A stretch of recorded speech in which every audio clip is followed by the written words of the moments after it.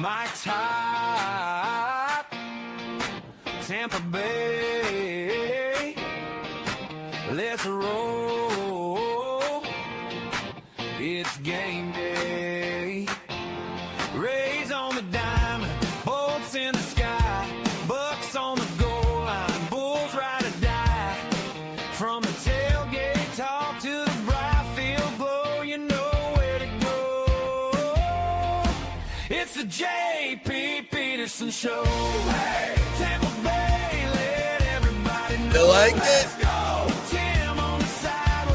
You like it? No. What do you think? What do you think? I love it. Wait. What the hell are we doing here? Yeah, I like it. That's a snappy little tune right there, baby. You're all going to be singing it all day long. Thank me. How are you, kids, on this Thursday, June 18th? By the way, it is Juneteenth tomorrow. Oh. Yes. So we'll technically, be isn't Friday off. Every day from like June 13th to June 19th is Juneteenth? Kind of is.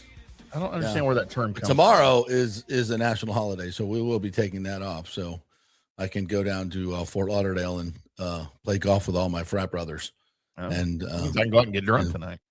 Yeah, it might be. Yeah, there might be a cocktail to be had down there. How are you, kids?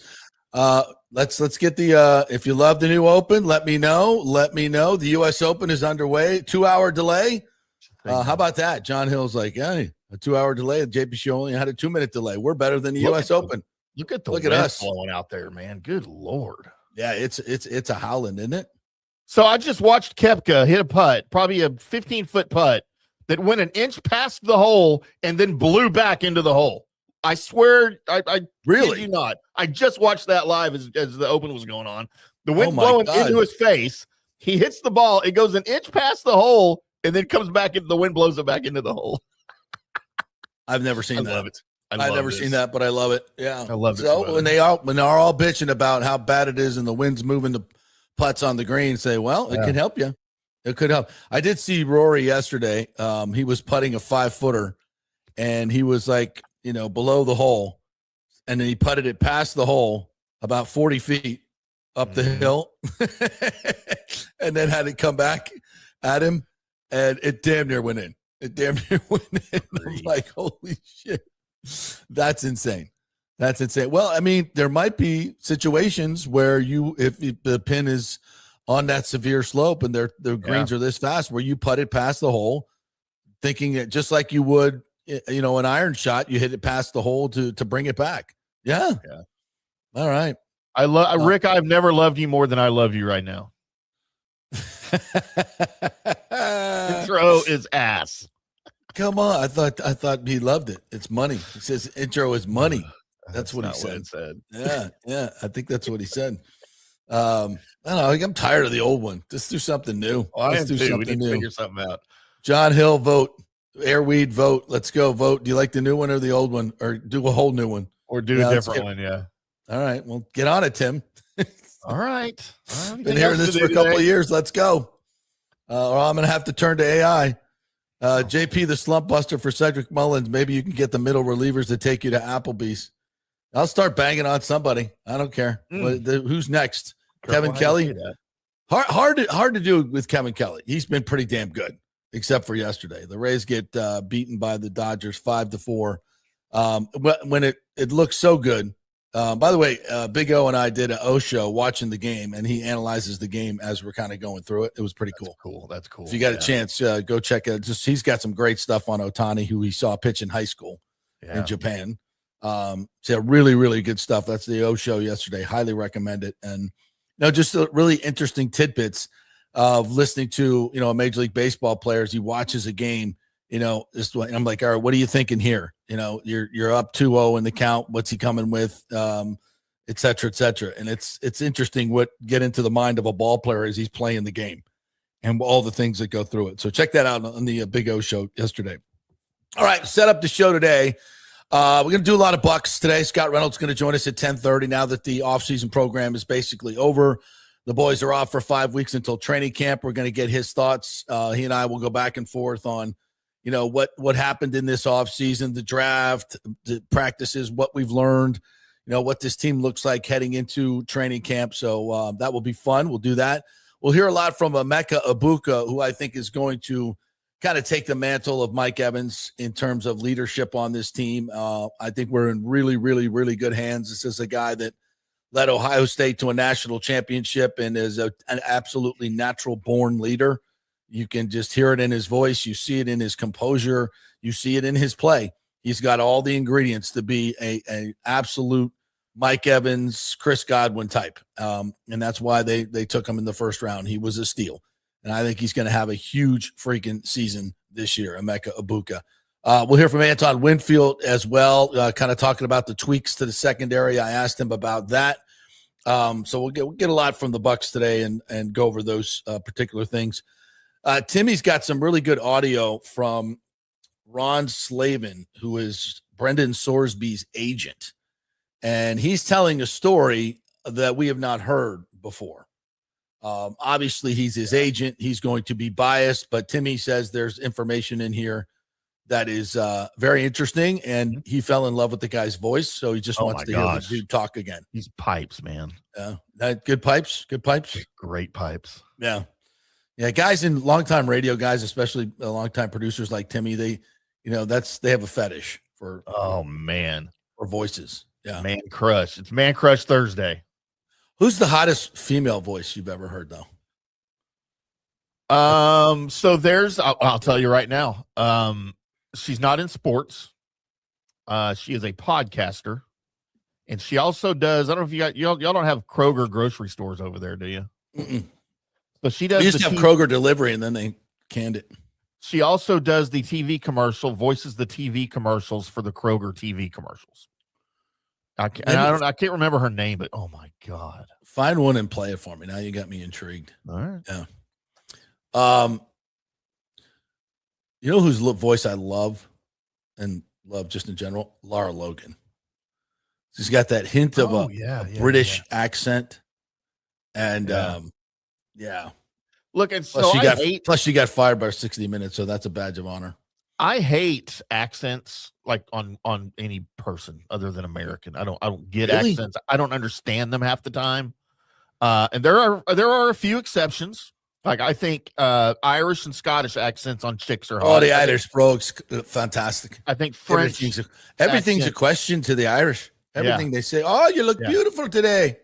The inflection goes up at the end of every sentence, whether it's a question or not. Oh, you have another pint. Yeah. I love French accents on girls. I absolutely despise any and all British accents. Like, I don't understand half of the dialects that come out of Great Britain. Like, I can't watch You're no good with the Cockney, are you? No. I don't get it. Quite right. But there is a chick on the Golf Channel that is British, that is hot AF, that I can listen to all day long. Yeah. No, I love accents. Love accents. Especially Northern New York accents. That was for my wife, Ashley. Yeah. Is she from Northern New York? Yeah, she's from Saratoga. Okay. She's from Saratoga. And she can't oftentimes she does not pronounce her T's. Is that a button? Yeah. Button. Yeah. It's a button. It drives me crazy when people do that. Kids do That's so cute. I love it. Everything drives you crazy. You need to lighten up, bro. You need to freaking lighten up. Yeah. I want to shoot myself right now thinking of that. Yeah. So we'll get into the TSA stuff. I think since it hit the paper today, we talked a lot about it yesterday, but I'll touch on it. If you guys have any questions and anything you want to bring to the table, and we'll keep you up to date on the U.S. Open as well. Damn it, I didn't get my bets in this morning, Timmy. You know what? I got to say this too. Talking about moving the show back and forth between afternoons and mornings. Yes. So my morning routine here in the studio with my 72 TVs here in the main studio is always the same. I've got sports. I've got the 4 box that we have on YouTube TV that I can do wherever I want, and then I always have you need to send me that YouTube TV login, by the way. Oh, we don't have one for Tampa Bay. I thought you had a TV package. No. All right. Well, that's another $160 a month we can spend. Let's go. Let's go. But I always have our show on one so I can watch and see what the people are seeing, right? In case something goes wrong. I get it. We don't always see the real stuff on StreamYard here. But when we're here from 1 to 3, or my time 12 to 2, I had a field day yesterday because afternoon TV here in Dallas and on YouTube TV is amazing. So at one time, JP, while we were doing the show the last couple of days in the afternoon, I had the Rockford Files on one TV, Columbo on one TV, wow, Ironside on one TV, Perry Mason on another TV, holy and shit. Yesterday I had the Hunt for Red October on a different TV. Damn. I had all of that going on while we're talking sports. How can you even follow an Ironside? Those are very intricate detective plots now. Because I've seen them all. Yeah, of course, that's know exactly what's happening. Yeah. All right, so let's get into the Rays a little bit. Obviously, topical. Man, it was interesting yesterday. I'm predicting a no-hitter for Ohtani. Timmy's predicting 14 runs, and damn if you weren't on your way to winning that sucker.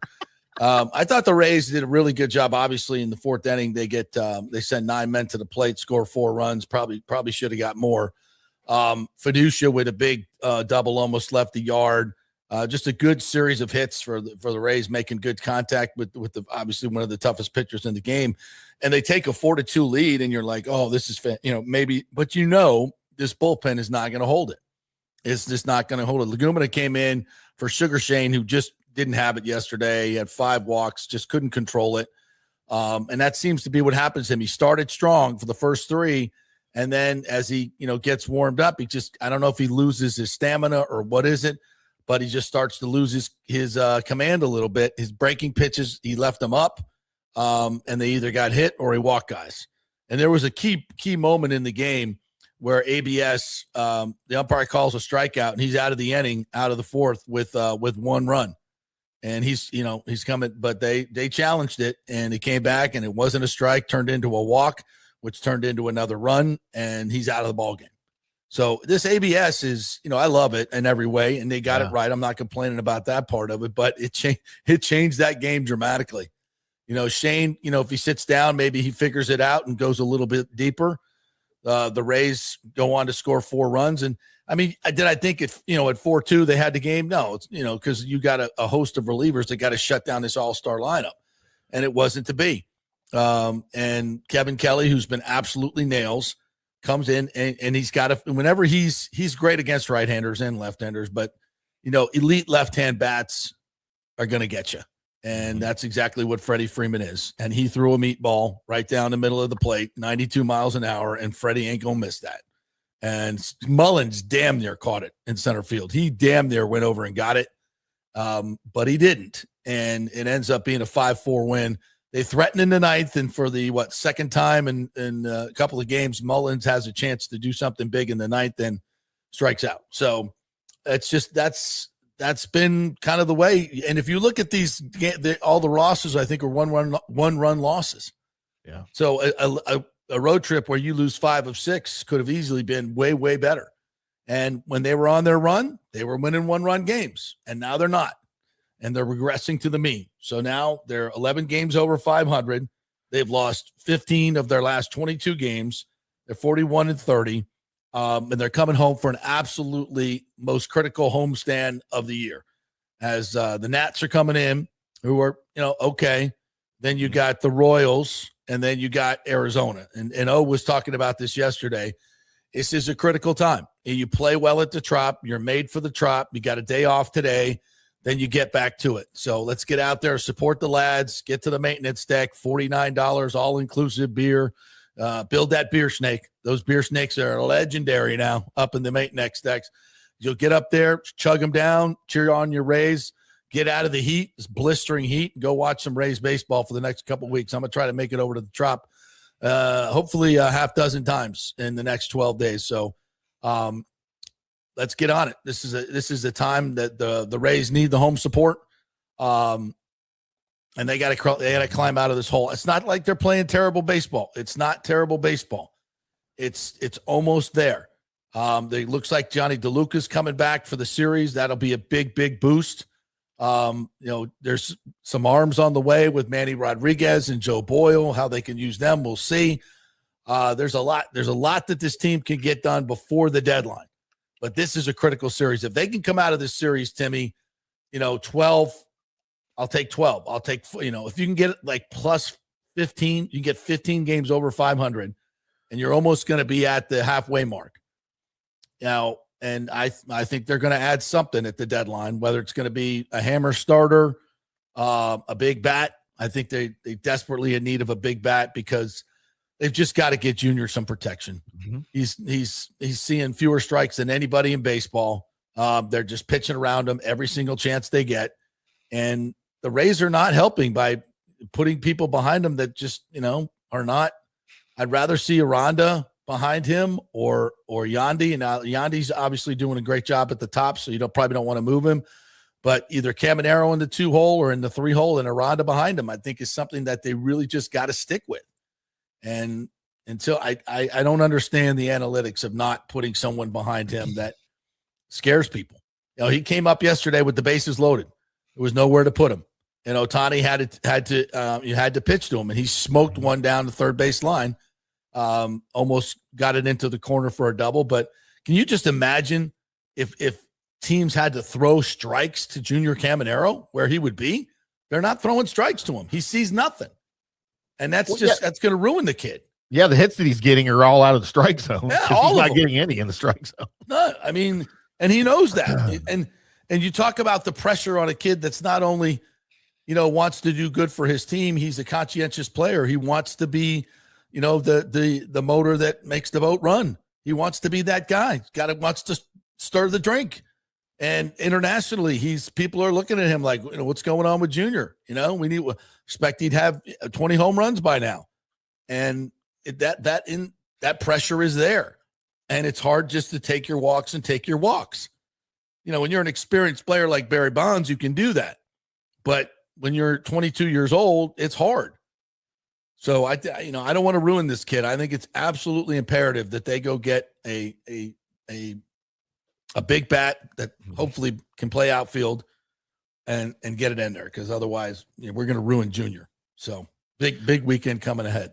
Well, and we talked about a week ago when Judge got hurt in New York, and with the upcoming schedule for the Rays, you had a huge opportunity, depending on what New York did, how they survived, to extend this lead in the AL East. And all you've done is drop games that you shouldn't have and drop series that you shouldn't have. And now you're trailing. The Yankees in the last 10 have gone 8-2, while the Rays have gone 4-6. That's not what you wanted to see. And we even talked about some of the teams coming up should have been slump busters for this offense and for this pitching staff. But it hasn't been that way. And when you tinker in with the lineup like this over and over and over again, when the Rays were doing well, we sort of applauded the lineup. Oh, look, they're being creative. Cash is being creative. He's kind of mixing things up and throwing some different looks at the opposing pitching staff and blah, blah, blah. Well, now when you don't win games, it just looks stupid again. Yeah. And you're like, are the sick kids at the hospital doing the lineup again? And that's how it looks right now. And it's infuriating. Yeah. As Kurt says, twice in 1 week, Mullins has had the bases loaded in the ninth with 2 outs. Swing and a miss. Game over. Yeah. By the way, welcome back from Budapest, Nathan. Nathan Elliott is back. Like, Nathan, I just can't see you in Budapest. Like, I'm having a hard time. Where's Budapest? Is that like Maryland? Oh, it's a beautiful. I've not been there, but it's a beautiful city. No, it's not in Maryland. Is it Virginia? Send us pictures, Nathan. I want to see great pictures. It's one Budapest. of the most beautiful cities in the world. A song called Budapest or something. Probably. Is that in Hungary? That's in Hungary, right? Yeah. Okay. Airweed says Johnny DeLuca can't get here fast enough. Should be back this weekend for the National Series. Mesa Jr. back to AAA. Yeah, Mesa Jr. was a whole lot of nothing. What else we got here? Kurt Thorson says, now that I'm watching council and commission meetings, my algorithm has directed me to a Dallas City Council meeting where citizens gave City Council a tongue lashing for allowing NBA, NHL to exit Dallas. Yeah. Right. Oh, they're hearing about it, man. Yeah, Dallas City. And technically, the Mavericks didn't leave Dallas. They left downtown Dallas, and they desperately wanted to keep them there. But Yeah, no, it's there. It's not. It's the opposite of what you're getting in Tampa right now here in Dallas. Yeah, I don't want to, I don't want to threaten any council members or county commission members, No. but there's no need to. If you don't know that your political future is absolutely, there's no upside to it. There's no upside to, if you're the person that votes no and sends the team to Orlando, do you think that there's going to be a groundswell of voters who are going to go, oh yeah, man, that's the guy or the lady, that's the guy that saved us all that money. He saved us all that money, and I got my check. Oh, wait. No, they don't send you a check, do they? That's the guy who's protecting the taxpayers. It's called a kickback. I remember it well. I really voted against that stadium and sent the Rays to Orlando. Yeah. Yeah, there'll be about 5 or 6 of those, and there'll be about 5 or 6 million that are like, that's the guy that sent the Rays to Orlando. That's the guy. That's the woman. She's the one. She wants my vote. Get out of here. Trust me, they're never going to remember if you vote no. If you vote yes, they'll remember. They're going to remember all of it. Okay? You vote yes, you'll be in good company. You vote no, it'll be a stain on your political resume forever. It'll be the first thing that your opponent puts on TV. It's just, there's no upside to it from a political standpoint. None. Nobody's going to champion you for being a person of the people. It's not going to happen. It's all negative. Just just a little tidbit there. Just a bit of advice. Danny Boy says you have a fan of your show. Her name is Eileen Rodriguez, who's running against Wostall. She spoke very highly of you too, and she would love to be on your show. All right, we'll get her on, Danny Boy. I spoke to her and thinking on the stadium was the same as yours. She understands the benefits of this stadium and says that we cannot blow this once in a generational opportunity. Unfortunately, that she would not take office until next year. Yeah. So if this gets kicked down, the road, it'll be great to have her on the commission. But let's get her on there anyway. I mean, let's just get rid of Ostall, please. Get him the hell out of here. Rick says I have to use closed caption with British movies. Yeah, I do too. Dude, I'm right. Sometimes I do too. Too. I'm like, Ash, I think we're going to need the closed caption on this one. What was the one with Pierce Brosnan? It's really good. James Bond. It was a mini series about a crime family in England, and it was really good. Yeah. I know exactly. Yeah, and I had to watch that with the freaking Tom Hardy's in it, I think, and he's got a thick accent. I can't understand a damn thing he's saying. That's a great show, though. It's so great, I don't even remember the name of it. Kirk says that yesterday's commission meeting, they discussed consequences of tax amendment passes. Tough decisions will have to be made, was echoed by Cohen and Bowles. Wostall said the other commissioners are being dramatic. Mobland is the one. Mobland, yes. Mobland. Yeah. Excellent show. Yeah. Again, with the property tax, it's really not going to kick in until 2029. And the first 4 years of the stadium money that's going from the county, it will end in 29 or 30. So there might be a 1 year overlap where they're going to have to make up. And that's if it passes. I'm not sure it's going to pass. And it may not even pass legal muster. There's being legal challenges to the property tax amendment as well. So I think you proceed, and it's most likely not going to pass. It'll be way too disruptive to counties and cities. But the counties and cities need to get their spending in line because it's doubled in 5 years, and that's ridiculous. Rick says, "Damn, Tim, how many Depends hearing aid and car shield commercials do you want to watch during the show?" Yeah, dude, they're all over the place. Yeah, and those shows for sure. Kind of like those. Not gonna lie. Airweed says there seems to be no trust factor from Cash when it comes to Cash with our starters. Other teams scores runs and we take our starter out and onto the bullpen. Which has been awful this season. Well, I think part of that is also the fact you've got a bunch of damaged arms. Even Rasmussen. I mean, by this point we know he's good. But they still don't want to tax him too much with the 3 arm surgeries he's had. So. And then McClanahan obviously coming off injury.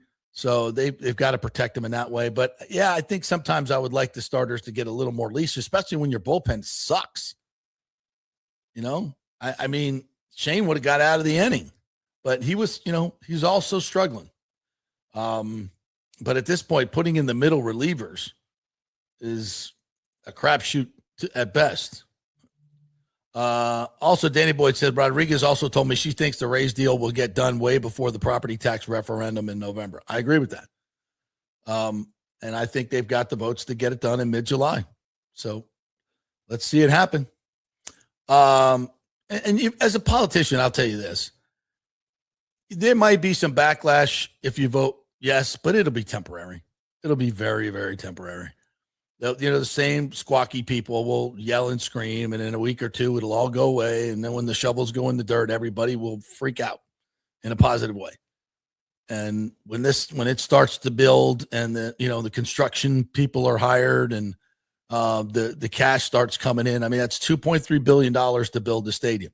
And people act like that's some type of public gift. Like we're giving 2.3. No, they're spending 1.3. We're spending a little under $1 billion.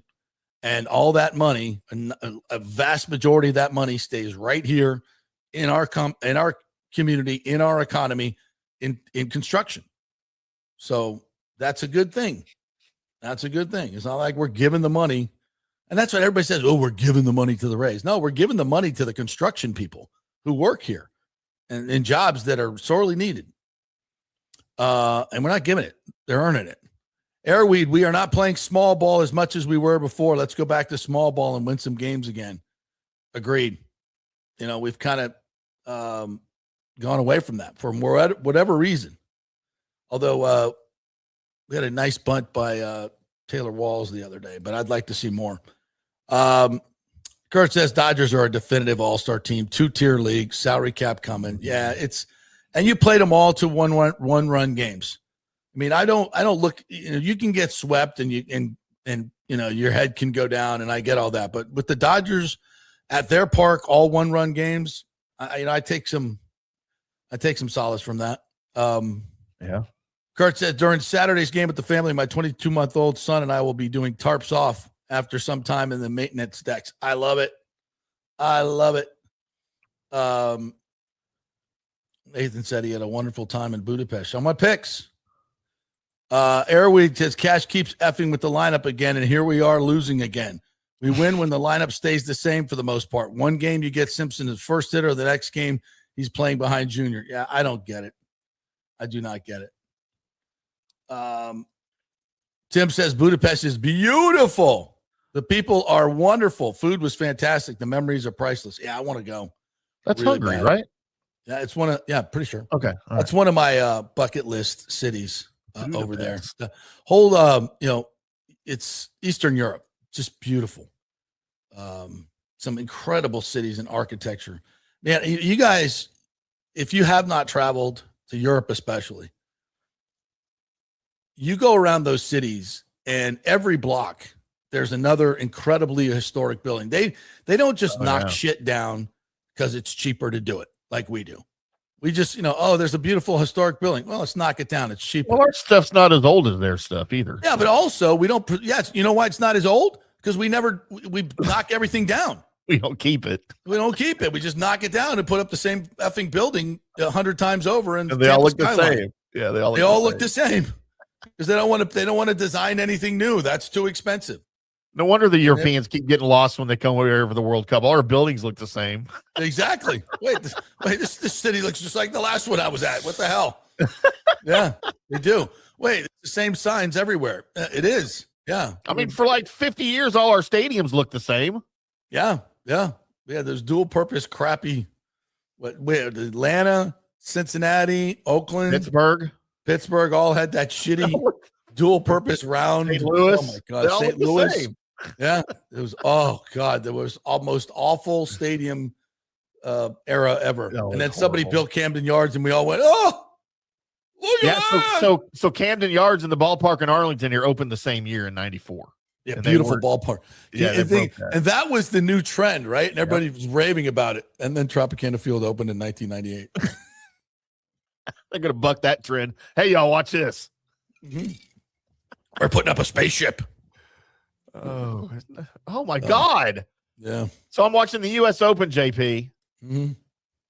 And I didn't know who that was. Graham McDowell just putted the ball. It was probably a 20-foot putt into the wind. It got almost to the hole. I thought it was going to roll in. It stopped for a second, and then it blew about 3 feet backwards.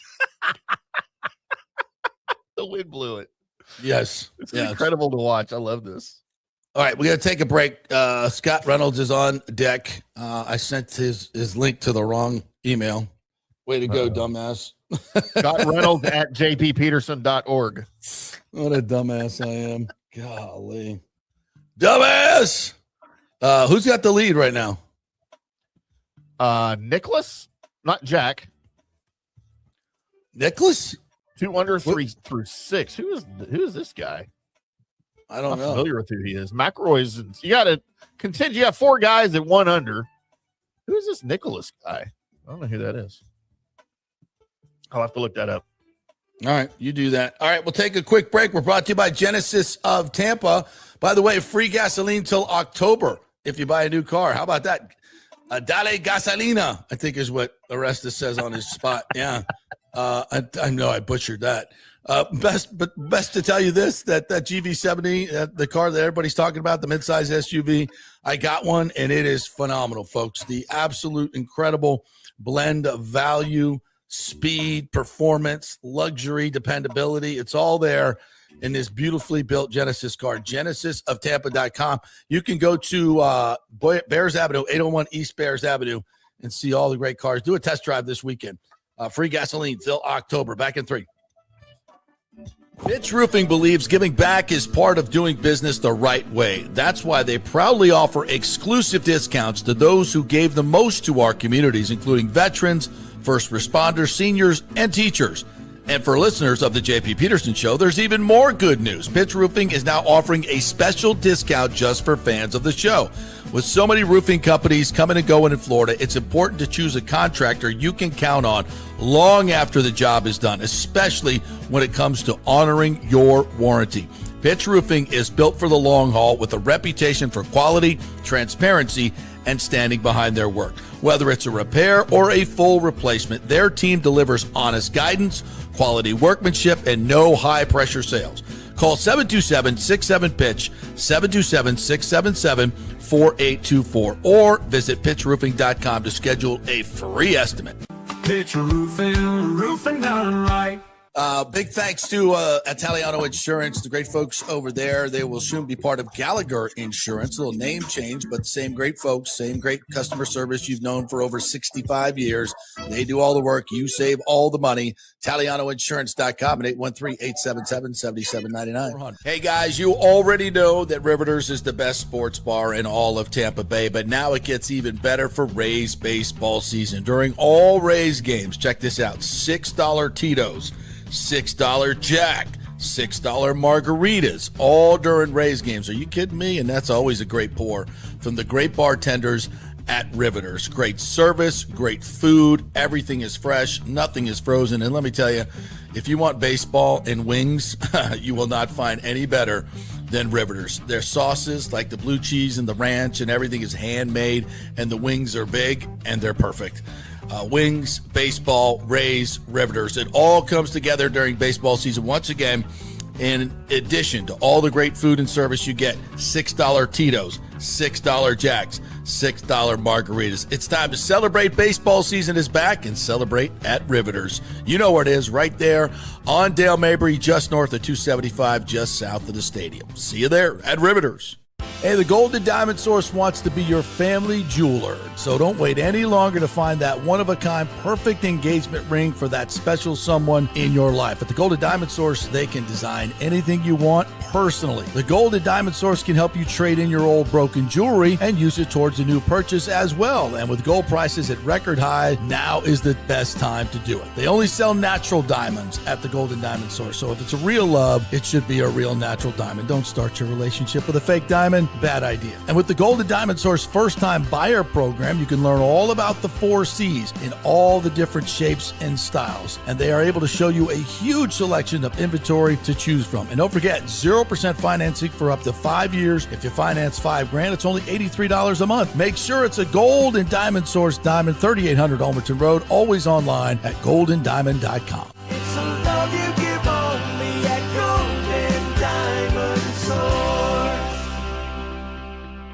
Hey, JP here for Genesis of Tampa and the Murphy Auto Group. I think the best way to experience a business is to use that business. And I just did at Genesis of Tampa. Just bought a GV70, a 2023, and it feels and drives all new. It's an absolutely fantastic car. The technology, the comfort, and the price, absolutely outstanding. Frankly, I never thought I could get into a car like this, but they made me a deal I could not refuse. And I also get the VIP service where you can just drive right up, their pit stop service. They'll top off all the fluids, make sure your air in your tires is good, new wipers if you want them. If you need extended service, they will come to you, bring you a courtesy car, and then bring your car back. What more do you want? The experience was just VIP all the way. And you can get that at Genesis of Tampa.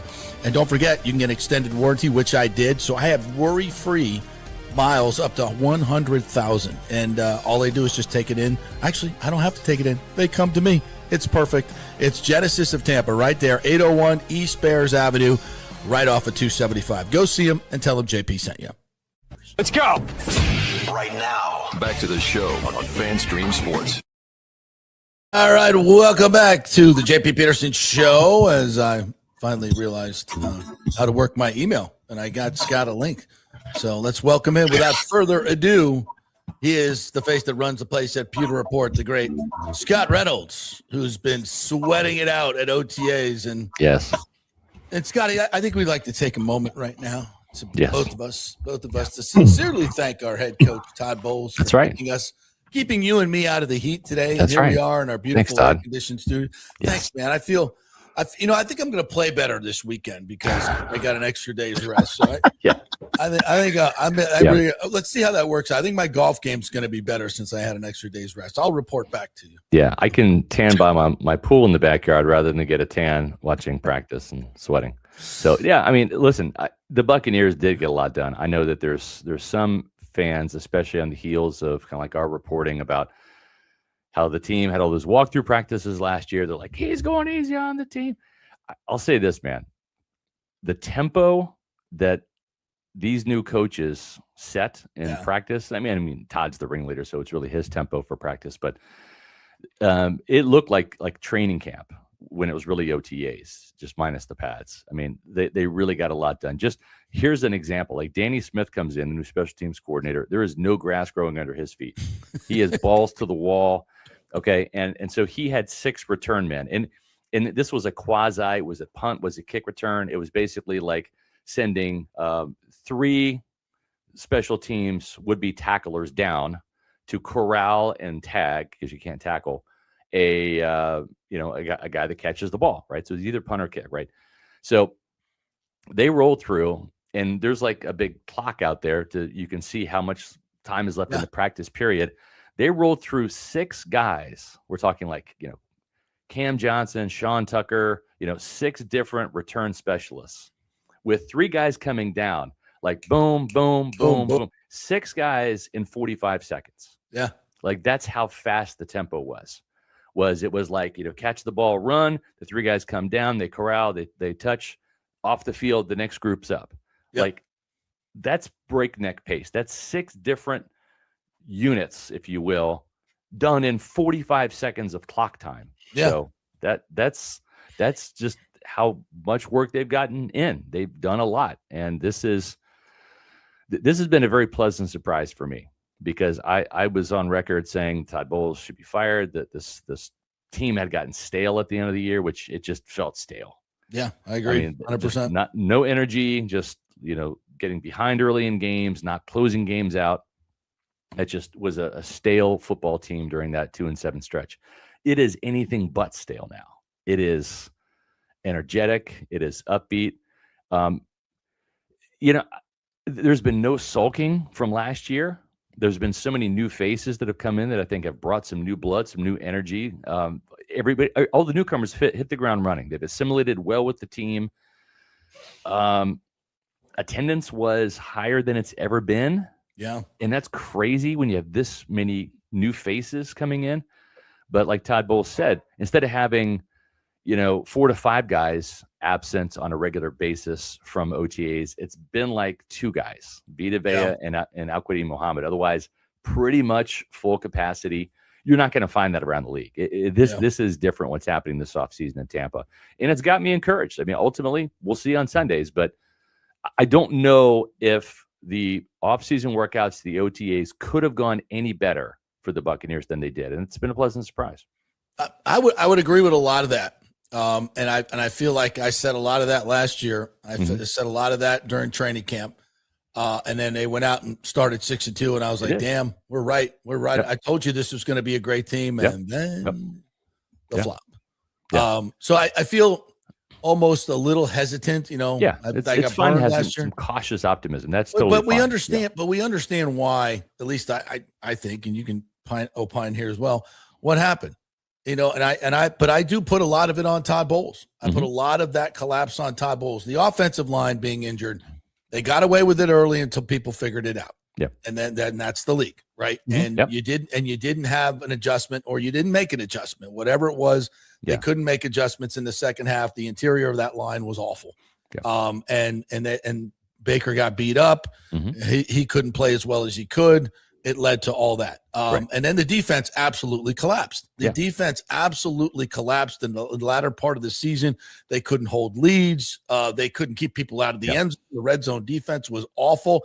And I put that on. Pass rush was non-existent, and pass rush was non-existent. And listen, Jason Light has to bear some of this responsibility, right? He's in charge of stocking the roster. And when they lost David Walker, they're like, okay, well, we have Hassan Reddick. We brought him in. Chris Braswell, second-round pick. We just need him to step up. Neither one of those moves happened. And Yaya Diaby was right at what he said at the end of the season, which is, I felt like I was out there by myself. Yeah. When Kalijah Kancey was out, Vita Vea was getting double-teamed. Yaya was getting, extra bodies on him, chips from tight ends and backs. Yeah. And the four-man pass rush was absolutely non-existent. Completely ineffective. Yeah. And when Yaya wasn't on the field on third down, you had Chris Braswell and Anthony Nelson, and it's like, good luck. I mean, no quarterback was scared. No offensive coordinator was like, oh no, what are we going to do now? It's 3rd and 8. Anthony Nelson coming off the end. Right. Yeah. So this year though, think about this. Ruben Bain and Yaya Diaby, they're on the field, they're the starters. When they come off and they need a breather, now you're going to have Al-Quadin Muhammad and David Walker. And that's head and shoulders above Braswell and Nelson. And I don't think Braswell makes the team this year anyways. I don't either. So it's night and day. The defensive tackles, they had Elijah Roberts last year. He was having to play some 3 technique tackle. He was a 4-3 defensive end at SMU, learning to play inside on the fly in place of Kalijah Kancey. Now they have Nacho, Ashawn Robinson. They just drafted DeMonte Capehart. Jason Jones looks like a monster. They're so well. How about Jeffrey Simmons? Tackle down. Or Elijah Simmons. Yeah, he's huge. Simmons, so the depth is there. I think Jason Light realized, did not equip this team as much as needed. And they rolled the dice on Hassan Reddick. They thought that the Jets Hassan was an aberration. It turned out to be, they got the Jets Hassan in Tampa last year. He's done. He's cooked. He's not another team. He's lost a step at 31, and they swung and missed badly. And we don't think Al-Quadin Muhammad is him, because he doesn't have the same track record of quitting. And he's also a much bigger body and a much, just seeing him in that 97, it gives me a little chill. I'm going to say, because they're a little bit the same body type, but with Simeon Rice, but he's not Simeon Rice, but but he looks the part. Here, and if something happens to Diaby, if he sprains an ankle, or Ruben Bain, and they miss a game or two, I'm fine with him starting. I'm fine with him coming in and starting opposite the other one. And then you have David Walker coming off the bench. That's fine. So it was Todd Bowles to a degree, for sure. I mean, he's the coach. It's his responsibility. It's his defense. But Jason Light also, too. I mean, course correction this offseason. He stockpiled defensive linemen, stockpiled outside linebackers, and I think this team's going to be better for it. The biggest thing, though, with Todd Bowles is, and again, we've all seen the hot starts. Like this team has started 2-0 every year under Todd Bowles, right? And that's great. And let's hope that happens again this year. It should, right? You've got the Bengals in week 1, the Browns in week 2. That should be a 2-0 start again. This is the year. Have to. It's an absolute must. Get rid of the 4-game losing streaks. Yep. Because that has prevented even like a really, really good Buccaneer team in 2024 from becoming great. Yep. Because they were 10 wins and they had that 4-game losing streak, and you win 2 of those, and all of a sudden, like you're 12 wins. But this comes the 4-game losing streaks to me are a lot about coaching and game plans. It is, yes. And from week to week, you have, because of injuries, right? Mm-hmm. You have holes that develop. All right. You got to adjust each week. You have to adjust. How are we going to make do with this? Blah, blah, blah, blah. And great coaches know how to adjust. Yeah. They know how to adjust. And this is something I think Bowles really, really struggles with. Yeah. Is making those adjustments from week to week, from quarter to quarter, from game to game. And that's what I see. I mean, late in games, obviously his game management has been terrible. Well, they were 2-6 in 1-score games. Yeah, when you say game to game, right? It's like what happened between that Thursday night game and then the next week at Carolina, right? That Thursday night game, the Bucs scored 28 points on offense, 4 touchdowns. Like, I'll take 28 points every week. Yeah. Right. If you just said, here's the schedule, and we're going to just like simulate all of the games, but we're going to give you 28 points. Sign me up right now, because that's a top that's a top 5 probably, but at least a top 7 offense, like for sure. Right. So they scored 28 points against the Falcons on Thursday Night Football. Fortunately, the Falcons scored 29, right? But the passing game was clicking, right? Mike came back, had 100 yards. Jalen McMillan came back. He looked good. Godwin scored a touchdown. I mean, like, the passing game was rolling, and you finally had J-Mac and Mike back to help Chris and Emeka. Right. And then for some stupid reason, Todd Bowles went into Josh Grizzard's office and said, we're going to run the ball against Carolina 30 times. Like, if the passing game had crapped the bed the week before, maybe there's some trepidation. Like, okay, well, we tried to pass the ball. It didn't really work. We lost the Falcons 29-14. Let's try running the ball. Let's lean into Bucky a little bit more. But there was no reason to do that coming off the heels. Well, yeah, there is to keep your defense. It's not like Carolina has this wicked pass rush or this tremendous secondary, but like there was this formulaic thing. Like, well, if we run the ball 30 times, we're going to win. You didn't. Yeah. And it just didn't make any sense. If you didn't have Mike and J-Mac, and you walked in there with Chris and Mecca, who was kind of fading towards the end of the year because he was tired, and Bucky's back. All right, lean into that. But that's the stuff you're talking about, JP, with Todd Bowles and the game planning and the game management. Like that contributed big time to that loss. Yeah, and this is why, the day off in the grand scheme of things, listen, with Zach Robinson, who's installing a new offense, and in talking to all the offensive players, nobody's going, oh, this is easy and we've picked it up. They're all like, every day's it's a new one install, and it's a new thing. Yeah. You think he would have waited one more day on the grass? I do. I'm of the opinion, especially when you had a practice already docked in the NFL. Yeah. You only get so many, and there's not a whole lot of it. Right. And to me, it's a culture thing. It's like there are coaches out there like every moment we get, we're going to be detailed and we're going to be on it. I want as many reps as possible, and that's a culture thing. Todd Bowles' culture is, I think we did enough. I feel good about it. Take the day off. I freaking hate that. I hate it. I don't like it. I'm sorry. I agree with you. It's not about the day. It's about the culture. And to me, Todd Bowles is too much. It's Thanksgiving. Take it off. I agree with you, because I'm of the same opinion. Me personally, yes, you can't practice enough. Right? Exactly. Like, you're always chasing perfection. You're never going to get perfection. Right. But you always chase it. And the more of the better. At the same time, the reason why, and I can understand that two things can be true. I agree with you, and I want that, and that's how I see it. What I'm telling you is from the team's perspective, and I can see this too. And I've heard this. We've had Elijah Roberts, we had Zion McCollum, we had some Bucs players on our podcast that said the workouts that they've had under new strength coach Chad Wade, they've been grueling.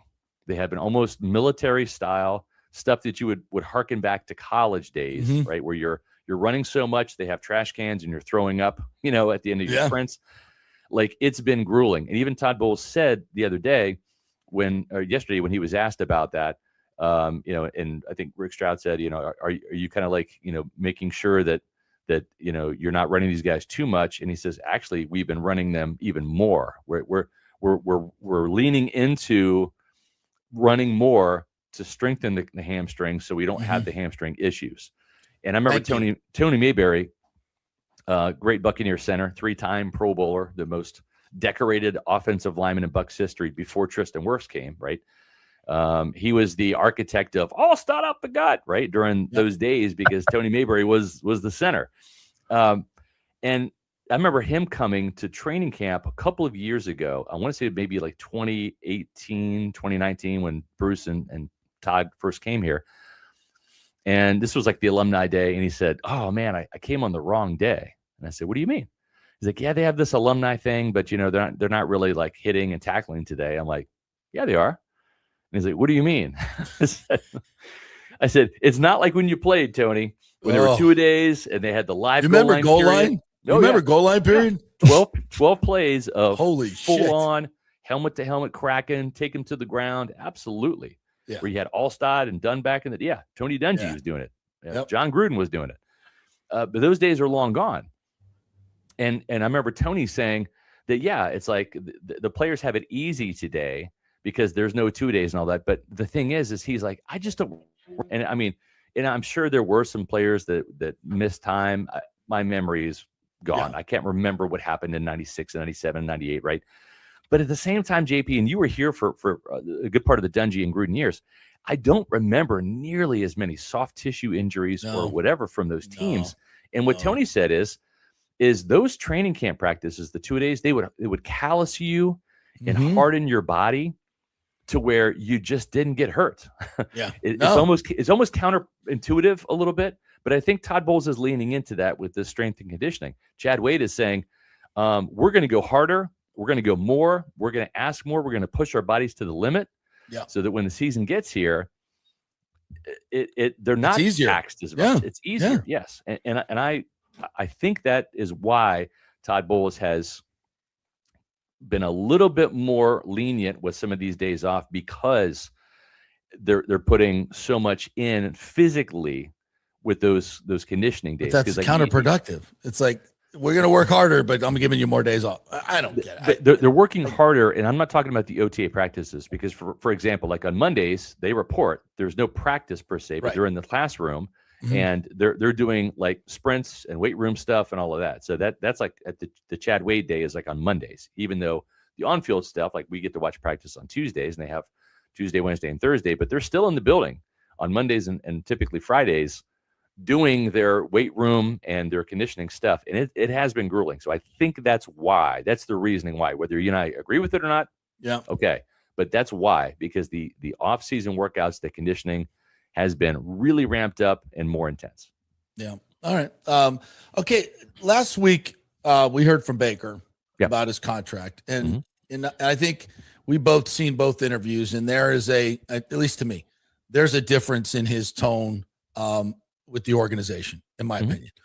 Vita Vea holding in as well. He was out there, but he's not. So you got two huge players, arguably your two most important players, by the way, that are in contract disputes. This is not Camp Kumbaya, as I dubbed it last year, at all. Where guys are taking less money and everybody's rowing in the same direction. And we all said it. There's just no drama here at all. Well, it led to a great start, but not a great finish. And so I look at this team right now, and it's a different dynamic. It's very much more about business. It's like, I'm going to get my contract deal done. We're far apart. It just feels totally different. And I'm saying to myself, maybe it's not a bad thing, because last year it was everybody was rolling in the right direction. They didn't get it done for whatever reasons. We talked about it, but it just feels different. How do you look at this organization now as we head into this season? These two big contracts are up in the air, and there's more to come, by the way. Right. Sure. There always is. Yeah. Let's look at from 40,000 feet. Where do you see this organization right now? What is their plan for the future? Are they dumping these two guys and going to get younger, or are they going to dig in and build around them? I think they're going to build around Baker. Vita kind of remains to be seen. Let's talk about Baker first real quick. So if you're Baker Mayfield, you're entering a contract year. Fans, should you be worried about that? I don't think so, because of two things. Number one, Baker Mayfield is a guy who likes pressure anyways. right? He loves the chip on the shoulder. He loves the pressure moments. He actually plays pretty well in pressure situations. Look at the Seattle game, for example. That was a shootout going head-to-head with a very hot quarterback and a hot team in Seattle, and they edged him 38-35. Baker Mayfield was under far more pressure in 2023 when he came here. He was this close to being Jameis Winston and Marcus Mariota, which is a former franchise quarterback, first or second overall, that is now relegated to career backup status. He was this close. Yep. He, in a 12-month calendar year, went from being a Brown to a Panther to a Ram to a Buccaneer. That is the definition of being a journeyman. When you have been in 4 teams in 1 year, you're a journeyman. And he had to, for the sake of his career, take a 1-year, $4 million deal. And he had to. This was his do or die moment. Become a franchise quarterback again. And he did. 3 years, $100 million. And even though he was the best quarterback in the NFC South at the time, when he signed that deal, he was still only the 3rd highest paid quarterback behind Kirk Cousins and behind Derek Carr. And to his credit, he could have easily gone to the Buccaneers after that 41 touchdown, 4,500 yards, 71.4% completion percentage when he became a 2-time Pro Bowler in Tampa and said, hey, I want more money. I'm the best quarterback in the NFC South. Make me the highest quarterback in the NFC South. Give me a pay raise. He didn't, to his credit. And the Buccaneers saw that and rewarded him by saying, hey, Baker, we appreciate you not increasing our salary cap spend by asking for more money. So we're going to guarantee the last year of your deal. So you're fully guaranteed. And Baker was cool with that. Since he signed his deal in 2023, Baker Mayfield has seen 2 explicit things happen. Number one, he has seen Mike Evans, the franchise guy, have to play in a contract year twice because he was also in a contract year that season in 2023. And he signed a 2-year deal after that. And then he also saw Mike have to play in a contract year this past season. And what did he see? He saw the Buccaneers reward Mike handsomely with a fair market deal. And then he also saw the Buccaneers willing to pay Mike more than Mike took in San Francisco. Number 2, he saw a Super Bowl winner, defensive captain, Antoine Winfield Jr., be forced to play out his contract year. And what did he do? He balled out, all pro. The Buccaneers didn't make him the highest paid safety. They made him the highest paid defensive back for a minute until he got passed by somebody else.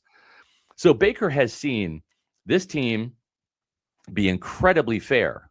If you go out and play in that contract year and you ball out, the Blazers will open up the checkbook. So he's seen that. Number 2, this will be his 3rd contract with the Buccaneers. He's already dealt with Mike Greenberg twice. He's already dealt with Jason Light twice. He has obviously found both of those contracts before to be very fair.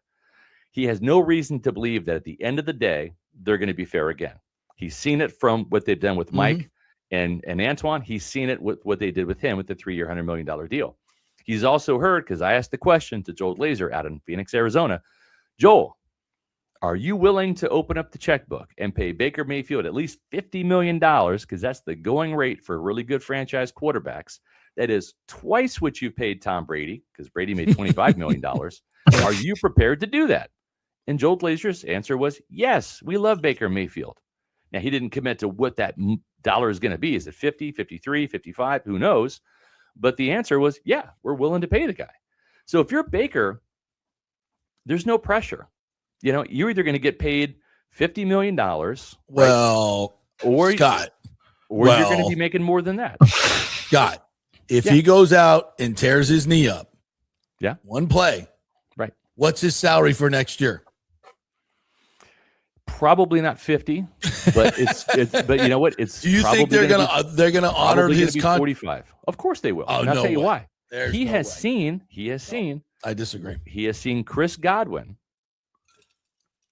twice. Well, he's only seen it once, but it's happened to Chris Godwin twice. Chris Godwin has gotten a catastrophic knee and ankle injury in 2 contract years, and Jason Light has paid him just about top market value, or the higher end of the market value. That's true. 2 That's times. true. So one of those is before Baker got here. One of those is when the last time Chris had his deal up, which was what, 2024. We remember all that. Yeah. But the point is, if he gets a catastrophic injury, he's got no guarantees past this year, and I think that's why Baker is pissed, especially since this was a low ball offer. Now, I think that, Baker's agent probably wants 220 guaranteed. I think their Bucs probably offered 140 guaranteed. Sure. And the length of the contract is going to be probably the biggest sticking point. Yeah. But I think it's somewhere around 100. If they offer him 180 million guaranteed before Over training how many camp, years? over 4 years. Okay. With a fifth year option, Right. 5-year contract, 180 guaranteed. Average AAV around 50 million. If Baker balls out this year, can he get more in the open market? Absolutely, 100%. Yeah. But 180 million guaranteed, as opposed to playing the season for zero guarantee. Yeah, he better sign that deal. He better sign, and I think that would be a good deal for the Bucs and Baker Mayfield. I think the Bucs are okay with him playing his contract year out, because I also think too there is a curiosity level with the Buccaneers. Because do you think that's good strategy for the Buccaneers? Bucs? Yes, absolutely. Because of what you just said, like if there's a catastrophic knee or shoulder injury that could affect his 2027 season. Because here's the thing, we always think about, all right, there's a knee injury, like he's out for the year. When does that happen? Is that Cody Malkin in week 2, or is that like a week 16 injury? Yeah, where he's going to be missing pretty much the whole 2027, and you're looking for a quarterback for next year to be. Listen, it totally favors the Bucs. I get that strategy for the Bucs. Yeah. I just don't think it's the right strategy. I don't think it's the right strategy, because I want to see Baker come out of this with with some fairness too. Yes. But at the same time, again, they love Baker. They have rolled the dice twice, and honestly, I'm okay with the knee injury thing. When Chris was younger, they rolled the dice on a 29-year-old Chris Godwin after broken and absolutely messed up ankle injury, and they paid him like more than Mike. Okay, yeah, I know. So again, if you're Baker Mayfield and you're looking at all of the evidence because here's the whole thing. Whenever you sign a deal, your first inclination is, I don't want to get screwed, right? That's the whole thing. I don't want to get screwed in this deal. That's the first inclination. The second inclination is this a good deal? In other words, am I going to be really happy with this? Am I going to profit from this, right? But it's always, what's the floor and where's the ceiling? But the first thing you look at is the floor. You got to protect yourself, right? Am I going to get screwed in this deal? And I just look at the evidence, which is this would be his third contract as a Buccaneer. He has seen them treat players that do ball out, let's say Baker balls out and is healthy, with top of the market contracts. And then the third thing is he has also personally witnessed the belief in Chris Godwin to not just once but twice get handsomely rewarded, even though coming off of a catastrophic injury that would probably see his production in the next season greatly reduced than it was last year. So I don't know what's going to happen. I think the Buccaneers would be fine with doing a deal that they like before training camp. If the Buccaneers don't like the deal, I think they're perfectly fine with putting it off until February and having a very motivated Baker Mayfield go out and try to recapture the numbers from the 2024 season. Yeah. Because that's the other thing too. There's a big difference, not just people. We sit here and we think, all right, the difference is like 3 to 5 million. Like, who cares, right? Because what's the difference between 50 and 53 or 50 and 55? It's a lot when you're talking about long-term implications. Because $3 million.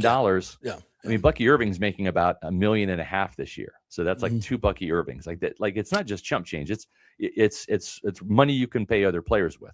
But the thing is if I'm Tampa Bay, Baker threw 28 touchdowns in his first season in 2023. It was like a fringe Pro Bowler, made the Pro Bowl as an alternate. The next year, 41 touchdowns. Yeah. Right. And 10 wins. The real OC. All that. Yeah. Yep. Last year, 26 touchdowns. Which Baker Mayfield am I going to get? Am I going to get good Baker or great Baker? Because great Baker got me 10 wins and into the playoffs. Granted, they lost the Commanders, but an experienced OC will get him to 35. I agree. And that's and probably, and I would say at least 35 touchdowns and 3,500 yards, right? I mean, maybe probably 4,000, but yeah, I think 35 is a good number. And if he does, and we're averaging, for a top 5 offense again, like, pay the guy, Yeah. Now, I see it. With Vita Vea, I think Vita Vea is fine getting a pay bump. I think take him from 18 to 21, 22. And then he shows up, he's happy, he plays. How many years? No. Just you increase his pay this year. You give him a pay raise. You say you're playing the contract. 1-year deal? Nope. It's Yeah, it's a 1-year deal, meaning not an extension. We're going to pay you more money this year. We're going to give you a raise in your contract year. We'll see how you perform, because the danger zone for him is he's 31 years old. Now, will he take it? I don't know. I would offer Vita, I would say, we'll give you a 1-year extension and we'll give you an immediate pay bump for this year. I don't think Vita will take that. I think Vita wants one more multi-year deal before he has to go that Rondé Barber, Levante David, 1 year route, right? Yeah. But I think he wants at least that's a tough one, though, right? At 31 and his size on his legs. Now, I would look at Ndamukong Suh, who was the aberration, who was very productive into his mid to late 30s, and that is not the norm for defensive tackles, especially really big ones. That's right. But he's training with Suh. Yeah. And he's been lighter and played better and been more durable the last 2 or 3 years. Games for the first time in his career last year, and played more snaps. Never been better. Never been better, in my opinion. So does he have 3 or 4? Because I'll pay that dude whatever he wants if he has 3 or 4 good years left in him. But we don't know that. We don't know. History tells us no. Yeah. That's a big gamble. It's a big gamble. I'm not sure they're willing to take at this point, but what do you do? If you're Jason Light, what do you do? I think Vita wants at least 2 years. I think he ideally wants 3. I mean, who doesn't? Who doesn't want that long-term security, especially at the end, right, with guaranteed money? I think Vita's either going to get a raise this year and then play the contract year out, or I think they'll try to offer Vita a raise and then a 1-year extension and see if he does that. I feel comfortable with that. I wouldn't do 2 more years onto this, meaning he's already under contract for 2026. And then you're extending him through 2028. I wouldn't do that. I think that's a little risky, because now you're looking at 33-year-old Vita Vea. And there's no crystal ball. Jason and I would love one. They've got some really big decisions to make that will, literally change the direction of the franchise depending on how these guys perform and how much money it is. So, but if you're a glass half full guy, and I am, I try to keep this core together as long as I can. I don't want to go chasing a franchise quarterback in the draft, because guess what? You've never done it. You're not going to do it. You get the best guy coming out in 27. He ain't going to be as good as Baker until at least 28 or 29. Of course. Absolutely. So I want to secure Baker as soon as I can. I think just to clear his mind. Correct me if I'm wrong, because you deal with fans just like I do. Yeah. There is a contingent of Bucs fans, and it's not the majority. And I don't know if it's 5%, 10%, 15, 20, 25. I don't know what the number is, that just don't believe Baker Mayfield is going to take this team to the Super Bowl and win it. But I will say this. To me, and this team does not have a Super Bowl ready defense. They don't, right?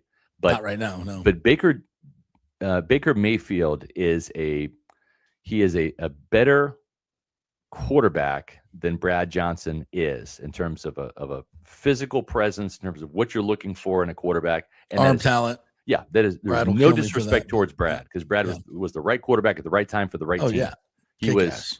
The bull was the bull, and he was perfect. He was not a number 1 overall pick. Absolutely. He was perfect for John Gruden's offense, for this team. On a team full of egos, Brad had none.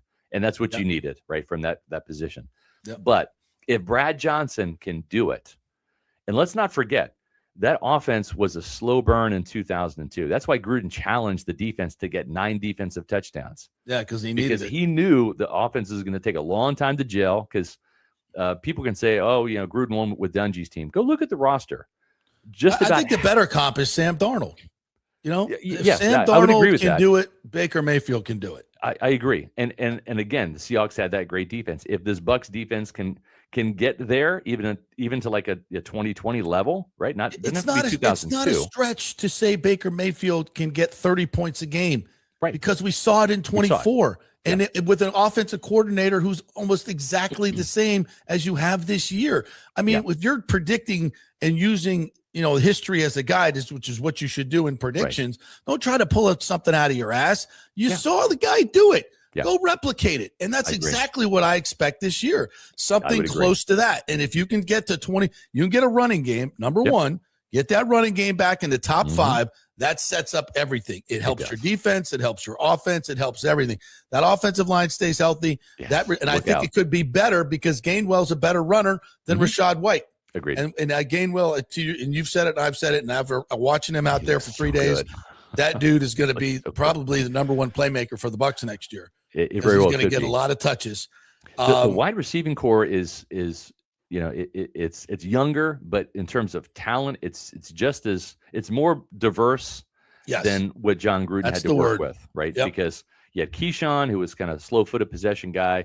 Jared Vicious, kind of the same way. Keenan McCardell, not a fleet of foot, but great route runner. Kind of like kind of like the Chris Godwin back then.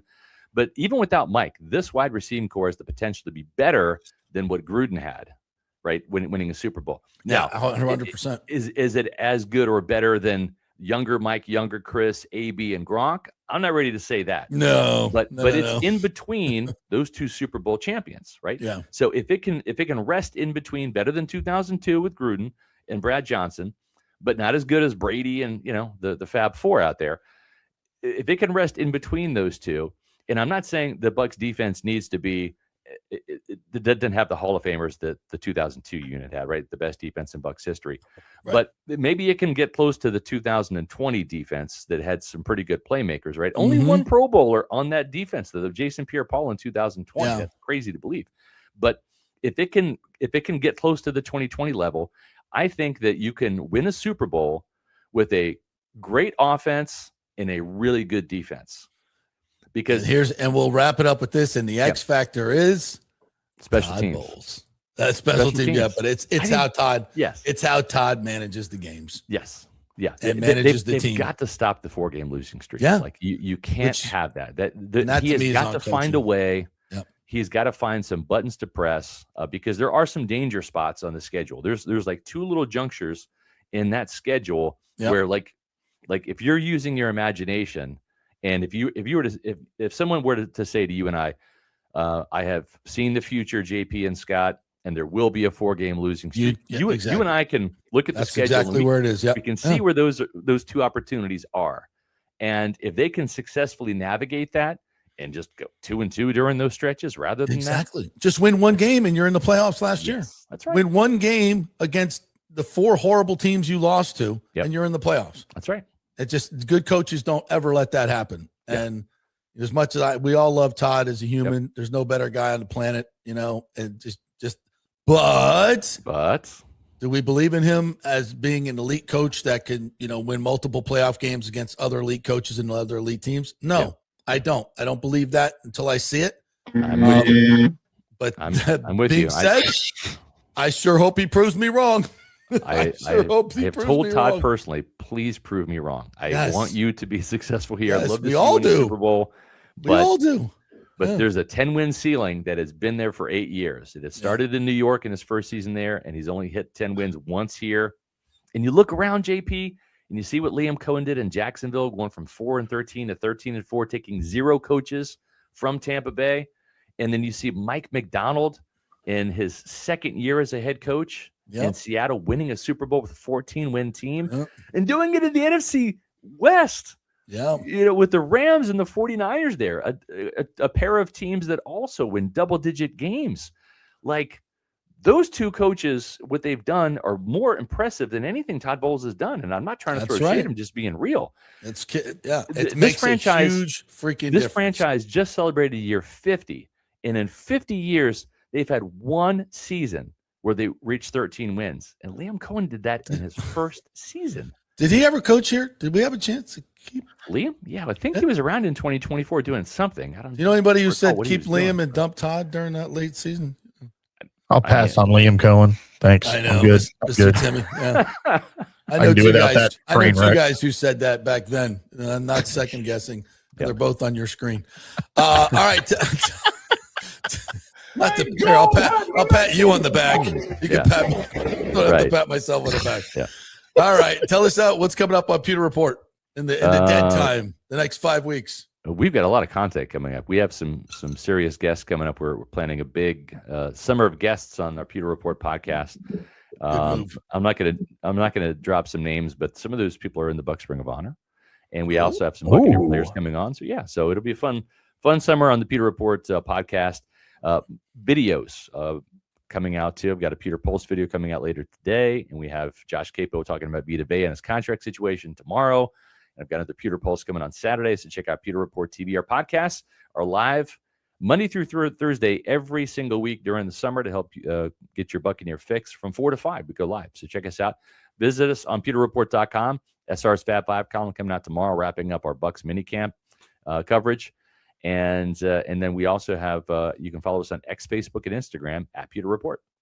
Great stuff, Scotty. Thanks, man. Appreciate your time. As always, you're the best. Thank you. Appreciate it, man. All right, we will take a quick break. We'll come back and get to all the comments that are coming in on that segment. We'll also hear from Antoine Winfield and Emeka Egbuka, who I think is going to have a huge year. We're brought to you by the great folks at MOR TV, your place for Rays baseball, coming up tomorrow night. One of the 10 games they'll have on your free TV, MOR TV. You can find them in your local stations section, whichever template you have, whichever portal you have, you can find it in the local section. And it's Rays baseball against the Washington Nats, who are coming in this weekend, starting at 7 o'clock on MOR TV, your home for Rays baseball in Tampa Bay. Back in 3. Well, the folks at Third Generation Plumbing and AC want to say thanks for making them so dadgum busy. Of course, advertising on your favorite Tampa Bay sports talk show helps, but it's their incredible customer service, honesty, and integrity that have earned them tons of 5-star reviews. And now you could be part of the team at Third Generation. Yes, they are so slammed, they need to hire more certified AC technicians and plumbers. It's a great family business to work for. My buddy John Rodriguez runs an old school family business since 1995. They pay well, give you all the holidays off, and they offer great benefits. No cold corporate atmosphere here. You're part of the family.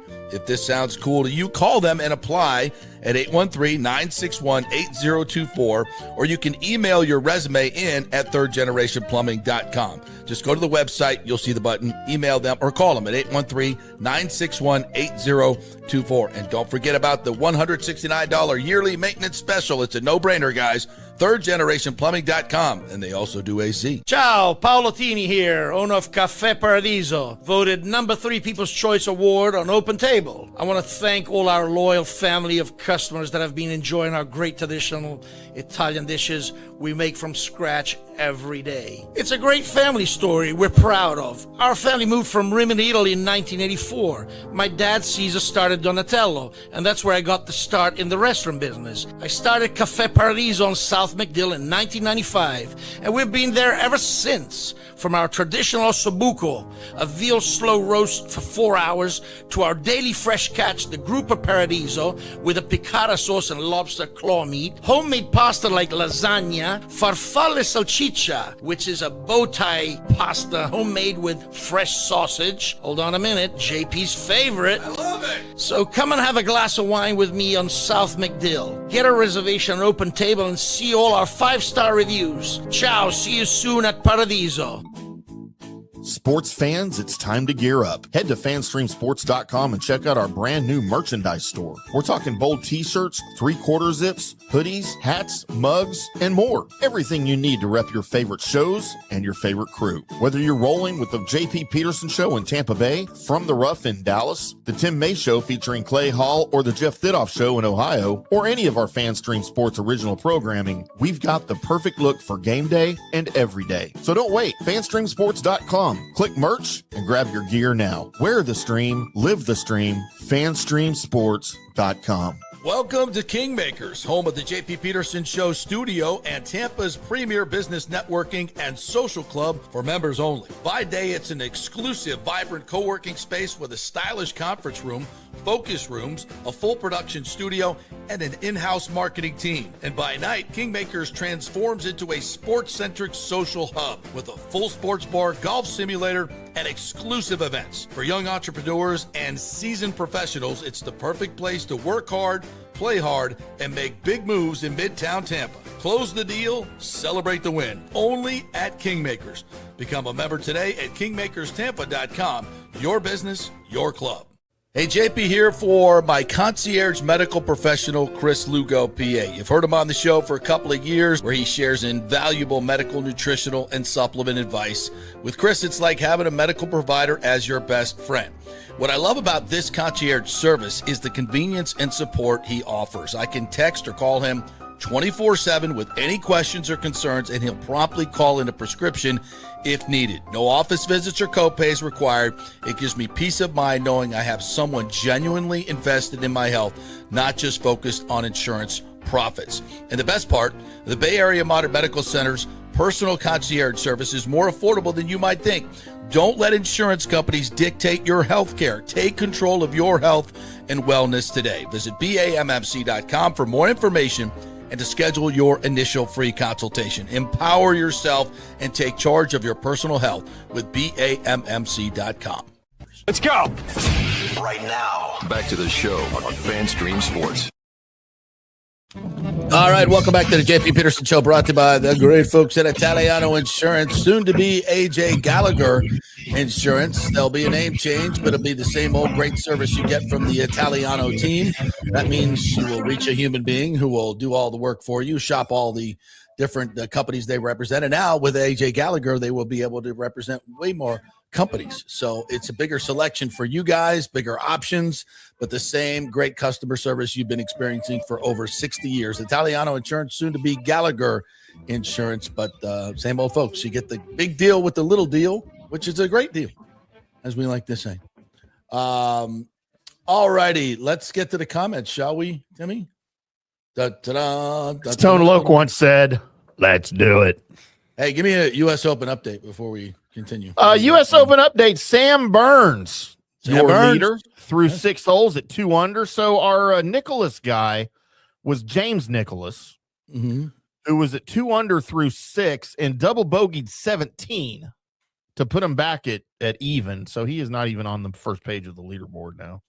No. Sam Burns at 2 under through 6 is your leader. Rory McIlroy, Ludwig Ober, Graham McDowell, Christopher Raytan, Novak James, the whole and then Peacock all at 1 under. Wow. Scheffler, Koepka, and a whole contingent of guys at even. It's playing just like we thought it would, JP. It's windy. Who's this? Scotty's teeing off on the 15th with an 18-mile-an-hour crosswind from left to right. I'm sorry, that's Rory, not Scotty. Wow. Yeah. Good luck with that. As Johnny rightly pointed out, he hits the ball with a ton of spin, especially off the driver head, so it's going to be hard to keep to hit those fairways. Thankfully, the 15th is a dog leg to the right, so it played right into his drive. It was great. Okay, there we go. All right, let's get to some of the comments here. Miles Kyler says MLB TQ plus. Oh, that's funny. I think I know what he's referring to. We all do, yeah.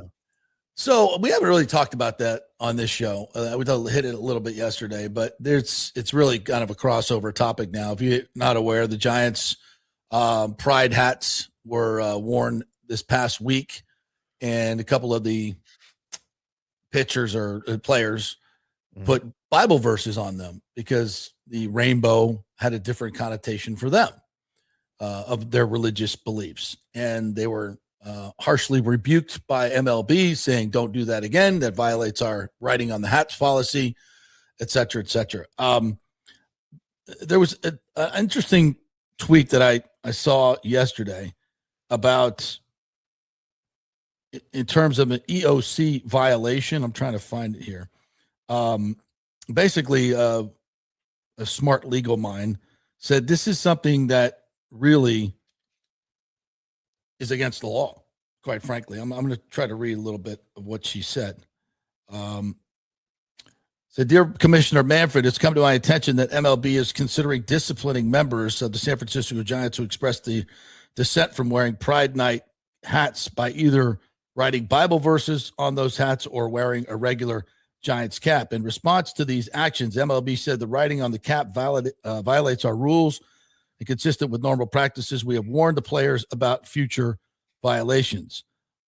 Missouri will not tolerate, she's the AG in Missouri, any threat to punish a player for exercising his sincerely held religious or moral beliefs. Doing so is both illegal and un-American.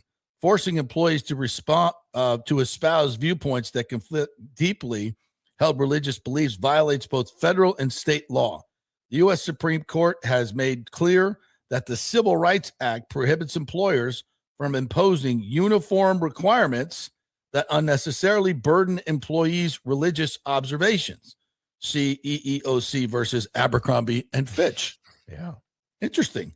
I hadn't seen this. And she continues, MLB's actions are also just plain wrong. As America's pastime, baseball should not discriminate against the political, moral, or religious beliefs of any player.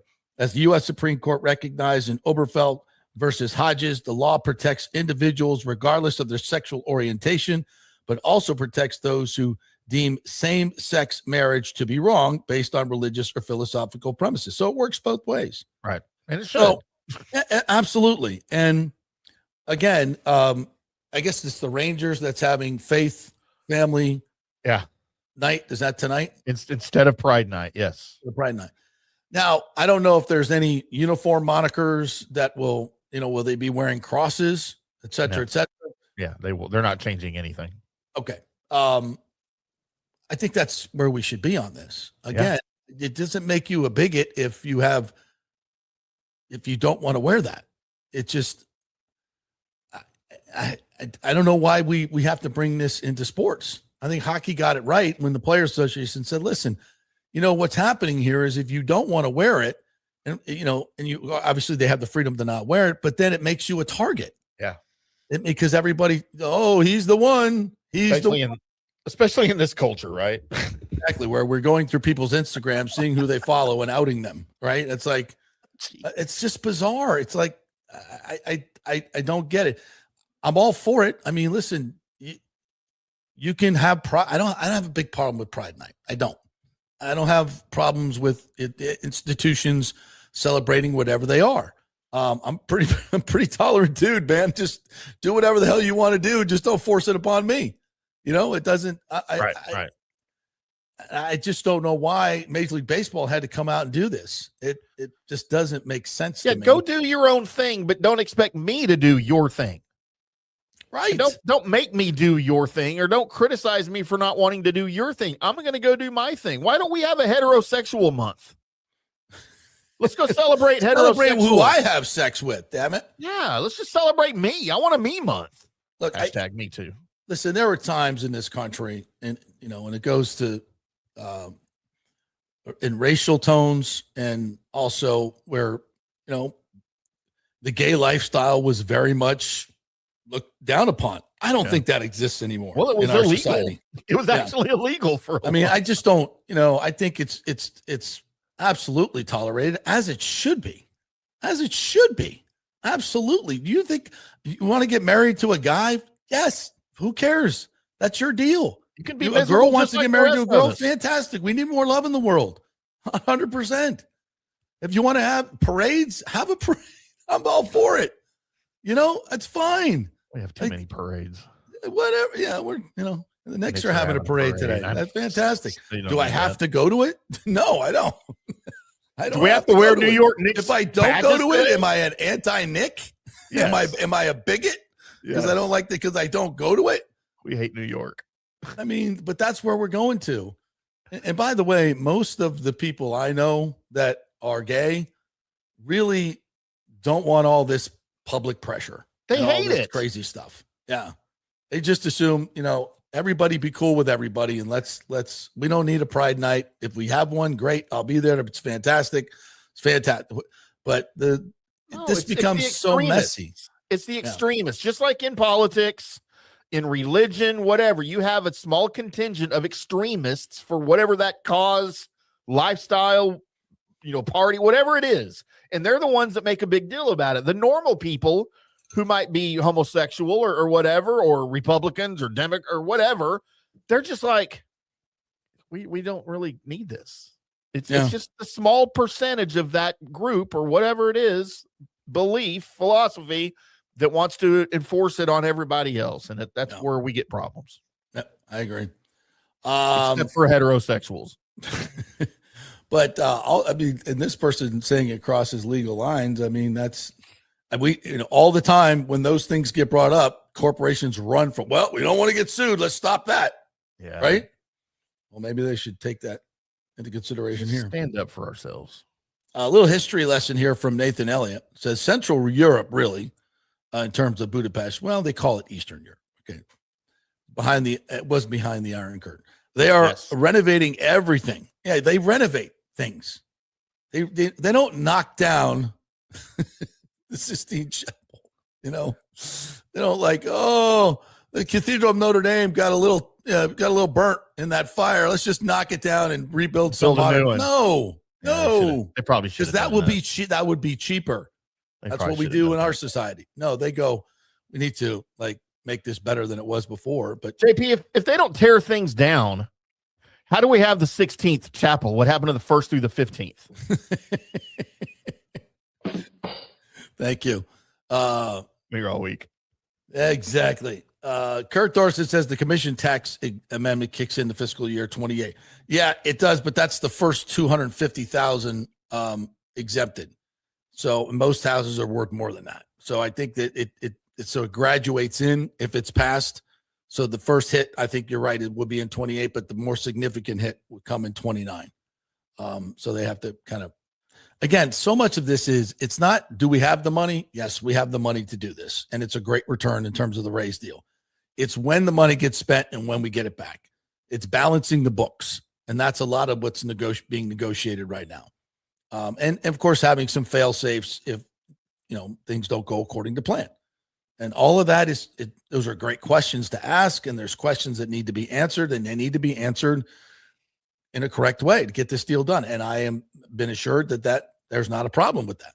So again, we're pro stadium. That's going to happen where they may be the only ones, but I don't mind being the only one that's right. You're used to it, right? Oh God.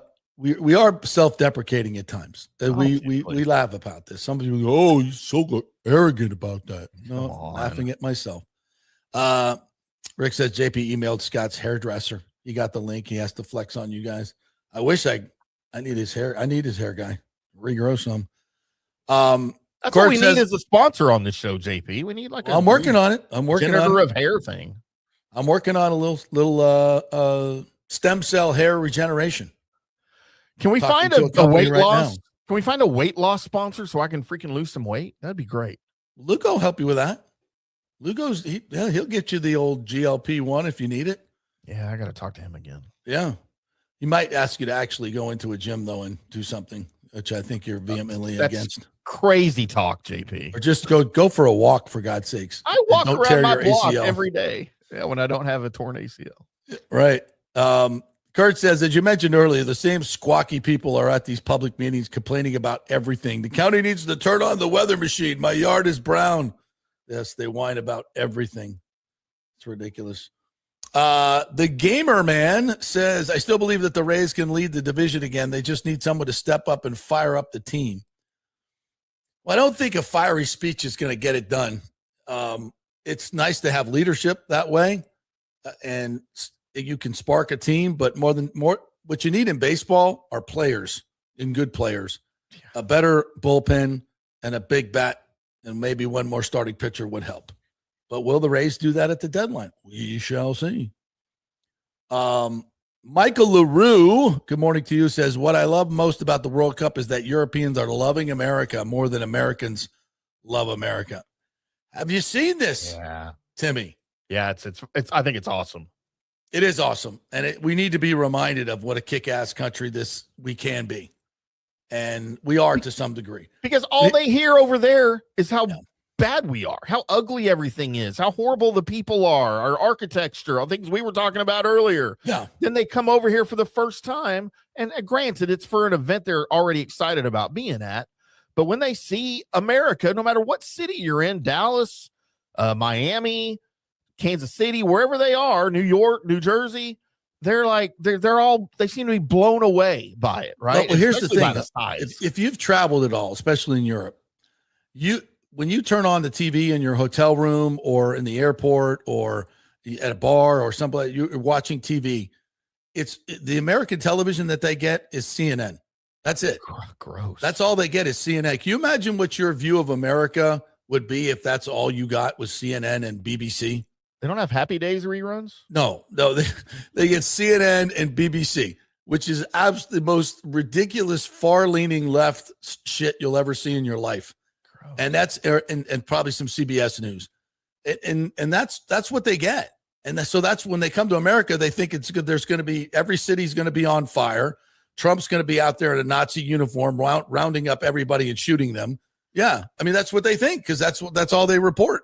And they get over there and they're like, oh wow, this is really nice. it's really cool. I'm like, yeah, it's not bad. It's more freedom here. Don't go to Canada though. Do not go to Canada. Chris Cole says we don't need Von Miller or Wagner or Debo. A lot of people are trying to bring all those in. We certainly don't need. I love Debo, but I think we're full. I think this team could benefit from some Bobby Wagner. I do too. I know he's not what he was, 8, 7, 5 years ago, but this dude still has an incredibly intelligent football brain, whether it's body. Would he be better than Jeremiah Trotter? Yes, 100%. Yes.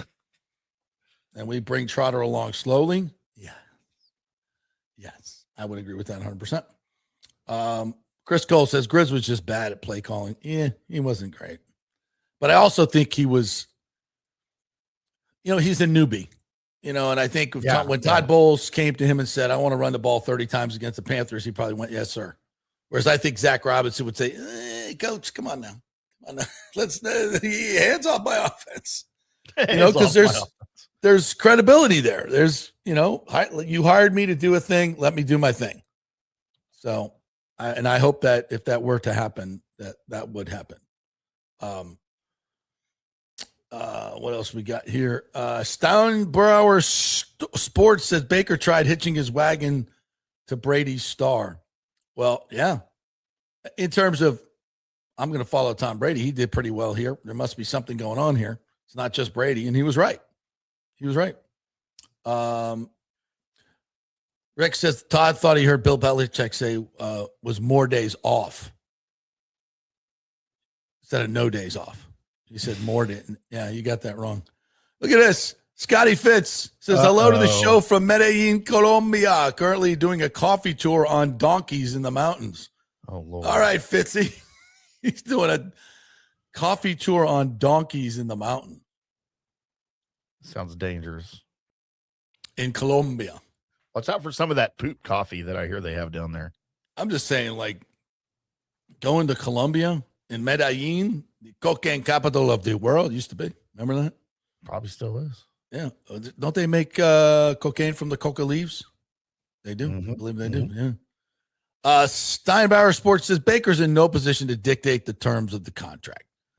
I would disagree with that.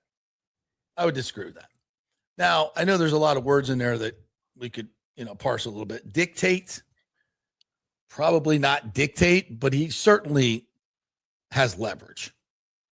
Now, the franchise tag gives the Bucs a little bit more leverage, I think. If he has a great year and you don't want to pay him all that money, you could just franchise him. My point is that what you want? You want a quarterback playing, with the back of his mind, if he gets hurt, he's got no guaranteed money, especially Baker Mayfield. I want to free Baker Mayfield up to be Mr. Tampa Bay, where I'm here for the long term. I ain't going anywhere. I'm planting my flag here in Tampa Bay like I planted it right there in the middle of that. Yeah, that's what I want Baker Mayfield to do. And he doesn't feel that way right now. He wanted to feel that way. He felt that way. I think when you see the quarterback Netflix series come up, you're going to see somebody who's really loyal to the organization. That would do anything to win. I don't get that. Again, it's Baker. He's going to ball as hard as he can, but you just subconsciously, when the organization doesn't have your back, and that's the way the player feels. When you don't extend them, right, to a market value contract in your contract year, what you're saying to him, no matter how much you want to Joel Glazer or Jason Light or anybody say how much you love Baker, you can say it all you want, but until you commit to him with a long-term contract, those words are meaningless to the player and the agent. They are. If you really believe in me, then extend it at a market value. Right? I mean, talk is cheap. It's fair. Talk is cheap. You want me to stick around, buddy? Put the ring on my finger. You want to get, I promise. I love you, honey. Oh, well, let's go down to the courthouse and make that happen. Let's go. Otherwise, talk is cheap. Talk is cheap. Ashley, do not chime in right here. I'll beat you up. Please don't. Just kidding. My wife's cousin is at the U.S. Open, Brandon Holtz. We all went to Augusta Sunday as his guest. Yes. I bumped into one of the Rays advisory board members, Rob Skinner. Yeah. There was a lot of Rays love up there at Augusta. Yeah. So, Kurt, you're with Brandon Holtz. Our tickets were from the Holtz family as well. Did not know that. Also from the BOCC, that's the county commission, Wostall insisted the private citizen who was threatening legal action against 4 TSA members is a lobbyist and also compromised. Wostall obviously wants the Rays Stadium undermined. Yeah, he's part of that cabal. No question about that. Rick says Kurt is the VIP of the Petermans. He's making a strong run. He also said the Rangers are doing it right. Yeah. That's the tolerant part. That's the only thing they're doing right this year, by the way. Yeah, really. David asked the question, why does it have to be a month? Why does it have to be a month? You just have a week, maybe. Presidents get a day. They have to share them. They got to share them with a couple other presidents. We used to have Washington and Lincoln used to have their own day. Now they got to share it. They don't get a month. Here we go. Rays have a Pride game June 20th, a Jewish Heritage game on July 8th, Christian Faith game August 1st. There we go. Days are good. Everybody's happy. Let's celebrate. You want to celebrate it? Celebrate. If you don't.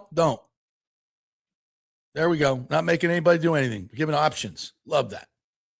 Options are great. Are the players being forced to wear anything? I don't think so. I don't know. But they shouldn't be. Just wear your uniforms. That's all I'm saying. There are always those that go the extra on things like this, said Chip Clark. Yeah, unfortunately, I think that's part of it. What happens in your bedroom should stay in your bedroom. I think that's a pretty good tenet to work from. Yeah. The Scots took over Fenway Park. Boston has run out of beer. Not crying about Boston problems. That's true. Have you seen what the Scots have done? They broke the decibel meter at Foxborough Stadium. So holy crazy. Shit. Did you hear it? Nuts. Yes, I did. God, it was crazy. It was loud. Damn. And they were singing their national anthem. And it was freaking loud. That's how you do it. That's how you sports. Yep. Yeah. And you know what's funny, JP? So one of the other things that I had on before we started the show yesterday when we were doing the afternoon, I had to show one of the TVs on YouTube. I started to watch the Week 13, 1974 NFL matchup between the Dallas Cowboys and the Washington, at the time, Redskins. And it was the CBS broadcast, Pat Summerall, Tom Brookshire. And they showed back then, and I remember this as a kid, they don't really do it anymore, like the entire pregame on the field and everything, they didn't have 100 games to jump back and forth to, and a whole studio show and stuff really back then. So they showed, and it was at the old Texas Stadium, they showed the guy coming out to play the national anthem, and it was a trumpet player. And you had the little color guard contingent behind him. Yeah. There it wasn't even at midfield. It was in one of the end zones, right? That's just how it was. That's how it was. And they're showing it on TV. Every single person of the 60,000 people at Texas Stadium that day were screaming out, singing the national anthem at the top of their lungs to the trumpet player.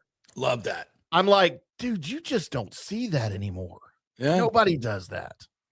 Some don't. Some take a knee wearing USA uniforms. Yeah. And, and it's become almost, a thing to root against the United States. I've never seen patriotism is at an all-time low. That is a fact. And to me, it's reprehensible. I just, I'm not asking you to run around in USA gear all the time, but can we give a little bit of love and loyalty to Western culture? Western culture is not perfect, but I think you should assimilate into the country in which you want to live.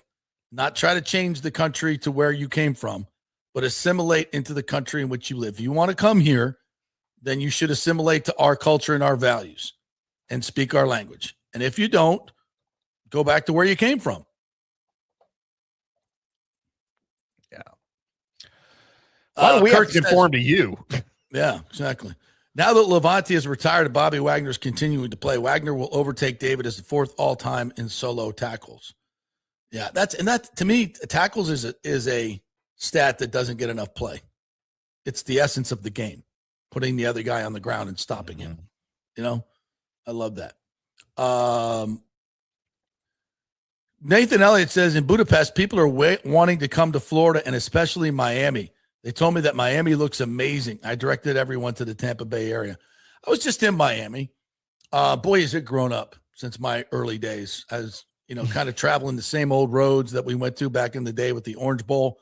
But man, has it changed dramatically. The skyline is incredible. But it's crowded. It's crowded, and it's kind of, to me, it's ugly. I don't like the modern day Miami. Just the roads and it just looks trashy. Just looks really trashy. What else we got here? This is something I wanted. Rick and Kurt said this. Baker attends Lightning games. He leads Lightning teams into Ray J, has a tab at the Anchor Bar on Davis Islands, wears For the Bay gear. He is Mr. Tampa Bay. Yeah. So reward him. You know, I have a problem with if they don't get this deal done before this happens. I mean, Baker has been all in your organization. I think the Bucs have been very good with, as Scott rightly pointed out, with rewarding their players who have been loyal to them. And I think Baker needs to fall right into that category. And I don't think he's going to demand an above market deal or even a market deal. I think he'll probably take a little bit less if you give him long-term guarantees that for the next 4 years, he's going to get paid at least $40 million, $45 million, which again is below his market rate. At 180 guaranteed, 190, I think you get the deal done. That's what Purdy got, and I think he's a lot better than Purdy. He's pretty good.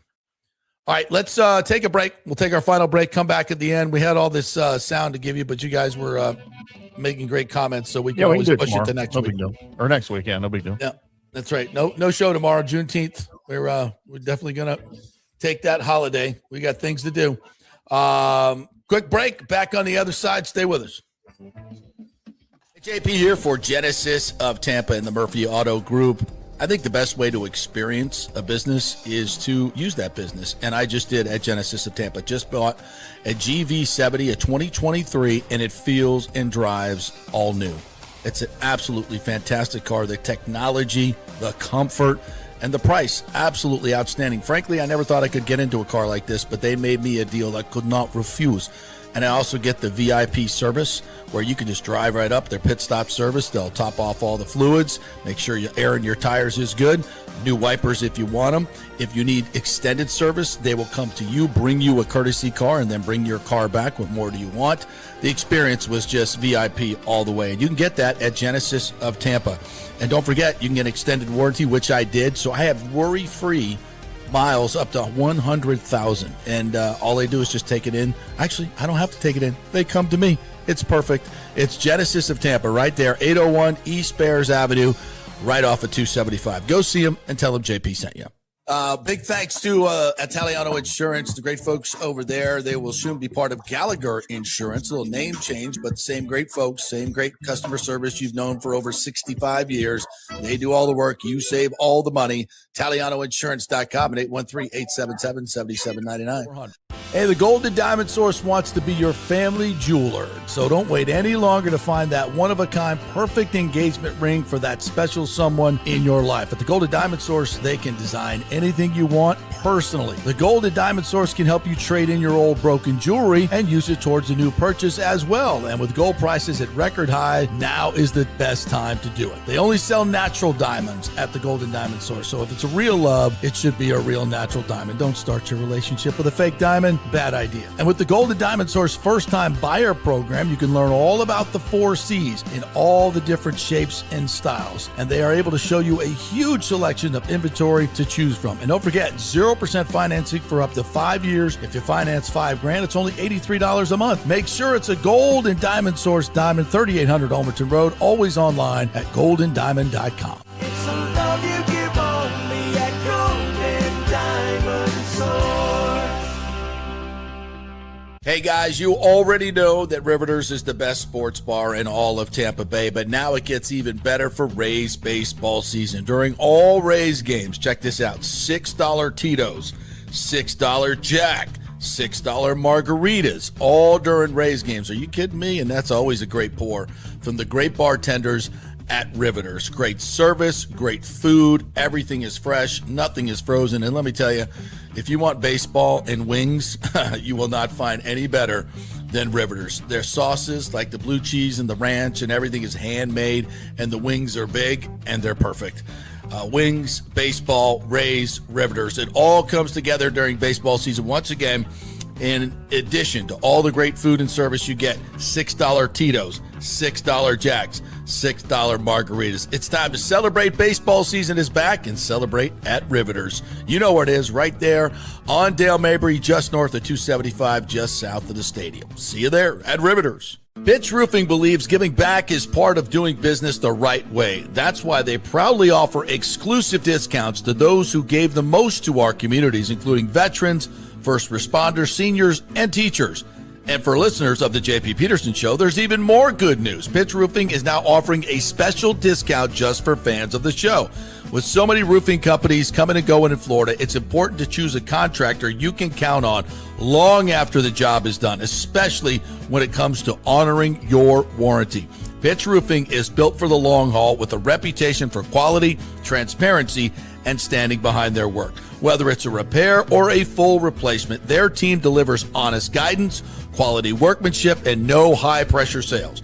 Call 727-67-PITCH, 727-677-4824, or visit pitchroofing.com to schedule a free estimate. Pitch roofing, roofing done right. Let's go. Right now, back to the show on FanStream Sports. All right, welcome back to the JP Peterson Show, brought to you by Third Generation Plumbing and American Standard Heating and Cooling, your HVAC leaders and your dynamic duo if you need a new unit. But get the maintenance special. It's $169 a year. You get 2 visits. They come out, clean out your drain pipe, which is always good. Make sure your unit is in tip-top working order for these hot summer months when it's going to get a lot of work. So, give them a call over there at thirdgenerationplumbing.com. You can email them. You can call them from the website, whatever you want to do. But just make sure you get in touch with them. Tell them JP sent you. Great folks over there. Anything mechanical, plumbing, AC you need at your house, they can get it done. Third Generation Plumbing and American Standard Heating and Cooling. Great folks. So, but JP, we have a crisis. We have a crisis here in the Dallas studio. What is the crisis? And I may need somebody from Third Generation Plumbing, and if they have a refrigeration guy. So this morning I walked in, I did my daily Jaeger shot about, 7:30 this morning. Yep. And I noticed it wasn't as cold as it normally is. I didn't really think anything about it. I was coming in here trying to get stuff. I just went to do my other Jaeger shot, and it's not cold, and the cooler on our Jaeger machine apparently is not working. Oh, that's okay. We'll call Third Generation Plumbing right now. I'm doing warm Jaeger shots, JP, and I don't like it. Well, here's something that's going to horrify you.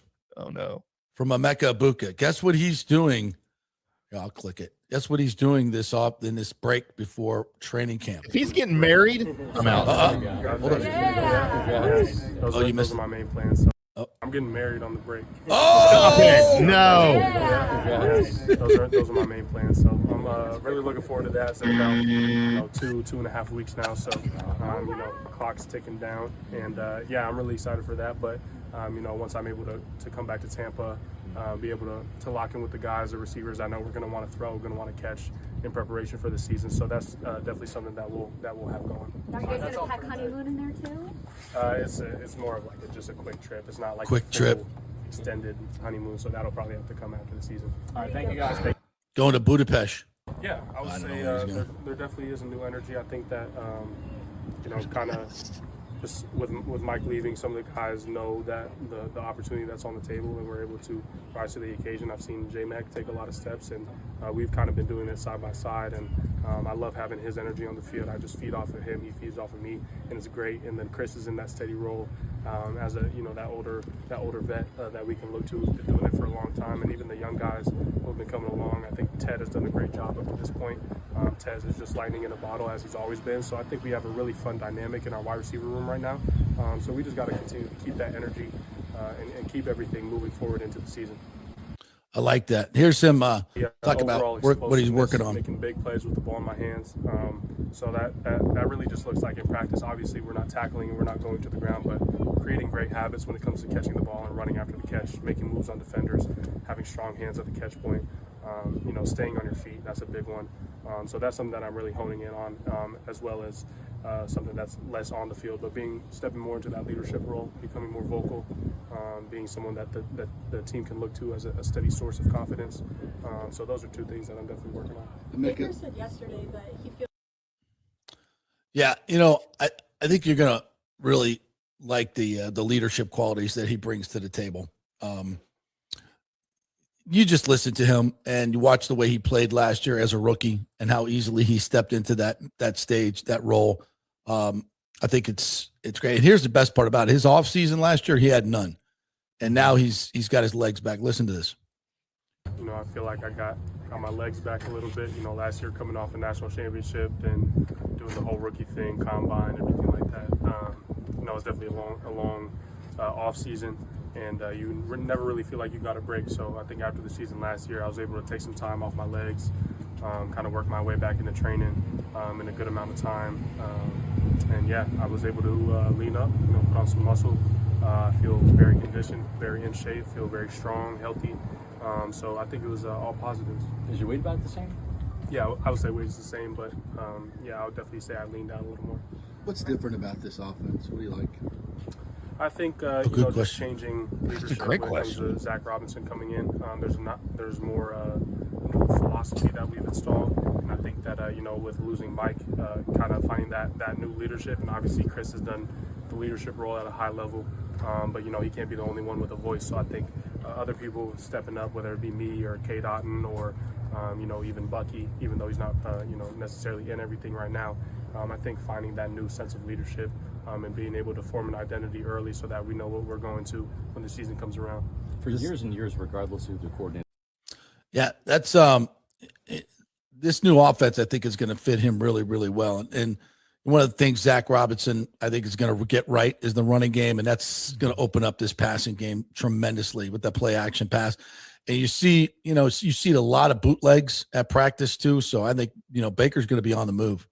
Got a couple from Anton Winfield. Here's him talking about Ted Hurst, who's been kind of the surprise of the offseason. He's been making some crazy catches. I'm not gonna lie. Big body. He said he's making crazy catches. Yeah. He's been making some crazy catches. I'm not gonna lie. Big body, big frame. He has great ball skills. So he's gonna be nice for us this year. And Chris Godwin. Chris is still the same Chris. He struggled with some injuries previous season, but he's been improving and getting better, back to himself 100%. Do you feed off some of the chirping that's going on with the defensive linemen? Asking about the chirping that you're hearing from the defense all the time. Like Nacho, who how that is. Yeah. But you feed off that kind of stuff? Yeah. It's fun. It's great to hear. You love to see it out of the guys, and you want to play with guys that are chirping a little bit. It builds that intensity, and we just kind of follow suit with that. So it's nice to have that on the team. Yeah, there's a new energy out there, Timmy. That's nice. Whether that translates into wins at the end of the year, we shall see. We shall see. Desperately needed that. Belle is back, and she says to you, Tim, Tim needs his shots. It's important. Also, congrats to Emeka, but let's focus on football. I had to revert to this, JP. Oh, my God. Miller Lite. So you'll be in the studio just watching golf all day in Ironside, drinking Miller Lite. Yeah, at least till 3, yeah. You can't drink warm Jaeger? Well, That's yeah, it. well, yeah, I can. I just choose not to. I got cold beer. I got cold tequila. I'll probably do a Milagro shot here right after the show for everybody. That boy. Bell says Mecca has been so impressive since day one. LFG energy out there. I'm excited for this year. I am too. So we get to the 4-game losing streak that the coach can't pull you out of. We'll see. We'll try to be more positive. We'll try to be more positive as we head into the year. But it's hard. It's very hard. All right. Anything we did not get to today? We knew the Sorsby stuff. Sorry about that. We'll do that on Monday. Yeah, we can hold. Right, Yeah, it'll hold. It'll hold. Yeah. It's not going anywhere. It's supplemental draft. So your U.S. Open JPs. We close the show. Ludwig Oberg, Texas Tech. There we go. Speaking of Texas Tech, 2 under through 7 now. Oh, sorry, he just bogeyed 7. He's back at 1 under. So we have a 1, 2, 3, 4, 5, 6, 7-way tie for the lead at 1 under. All right. I will be running home to watch that right now. And we'll be having our own U.S. Open. I'll be down in Lauderdale this weekend. Enjoying probably quicker if you drive home, right? Yeah, probably. Yeah, that'd be good. You guys have a great weekend out there. Raise all weekend at home. Get your butt out there to Tropicana Field. I will be out there during the week next week. Have a great weekend, everybody. Enjoy Juneteenth, the holiday, and we will see you then. When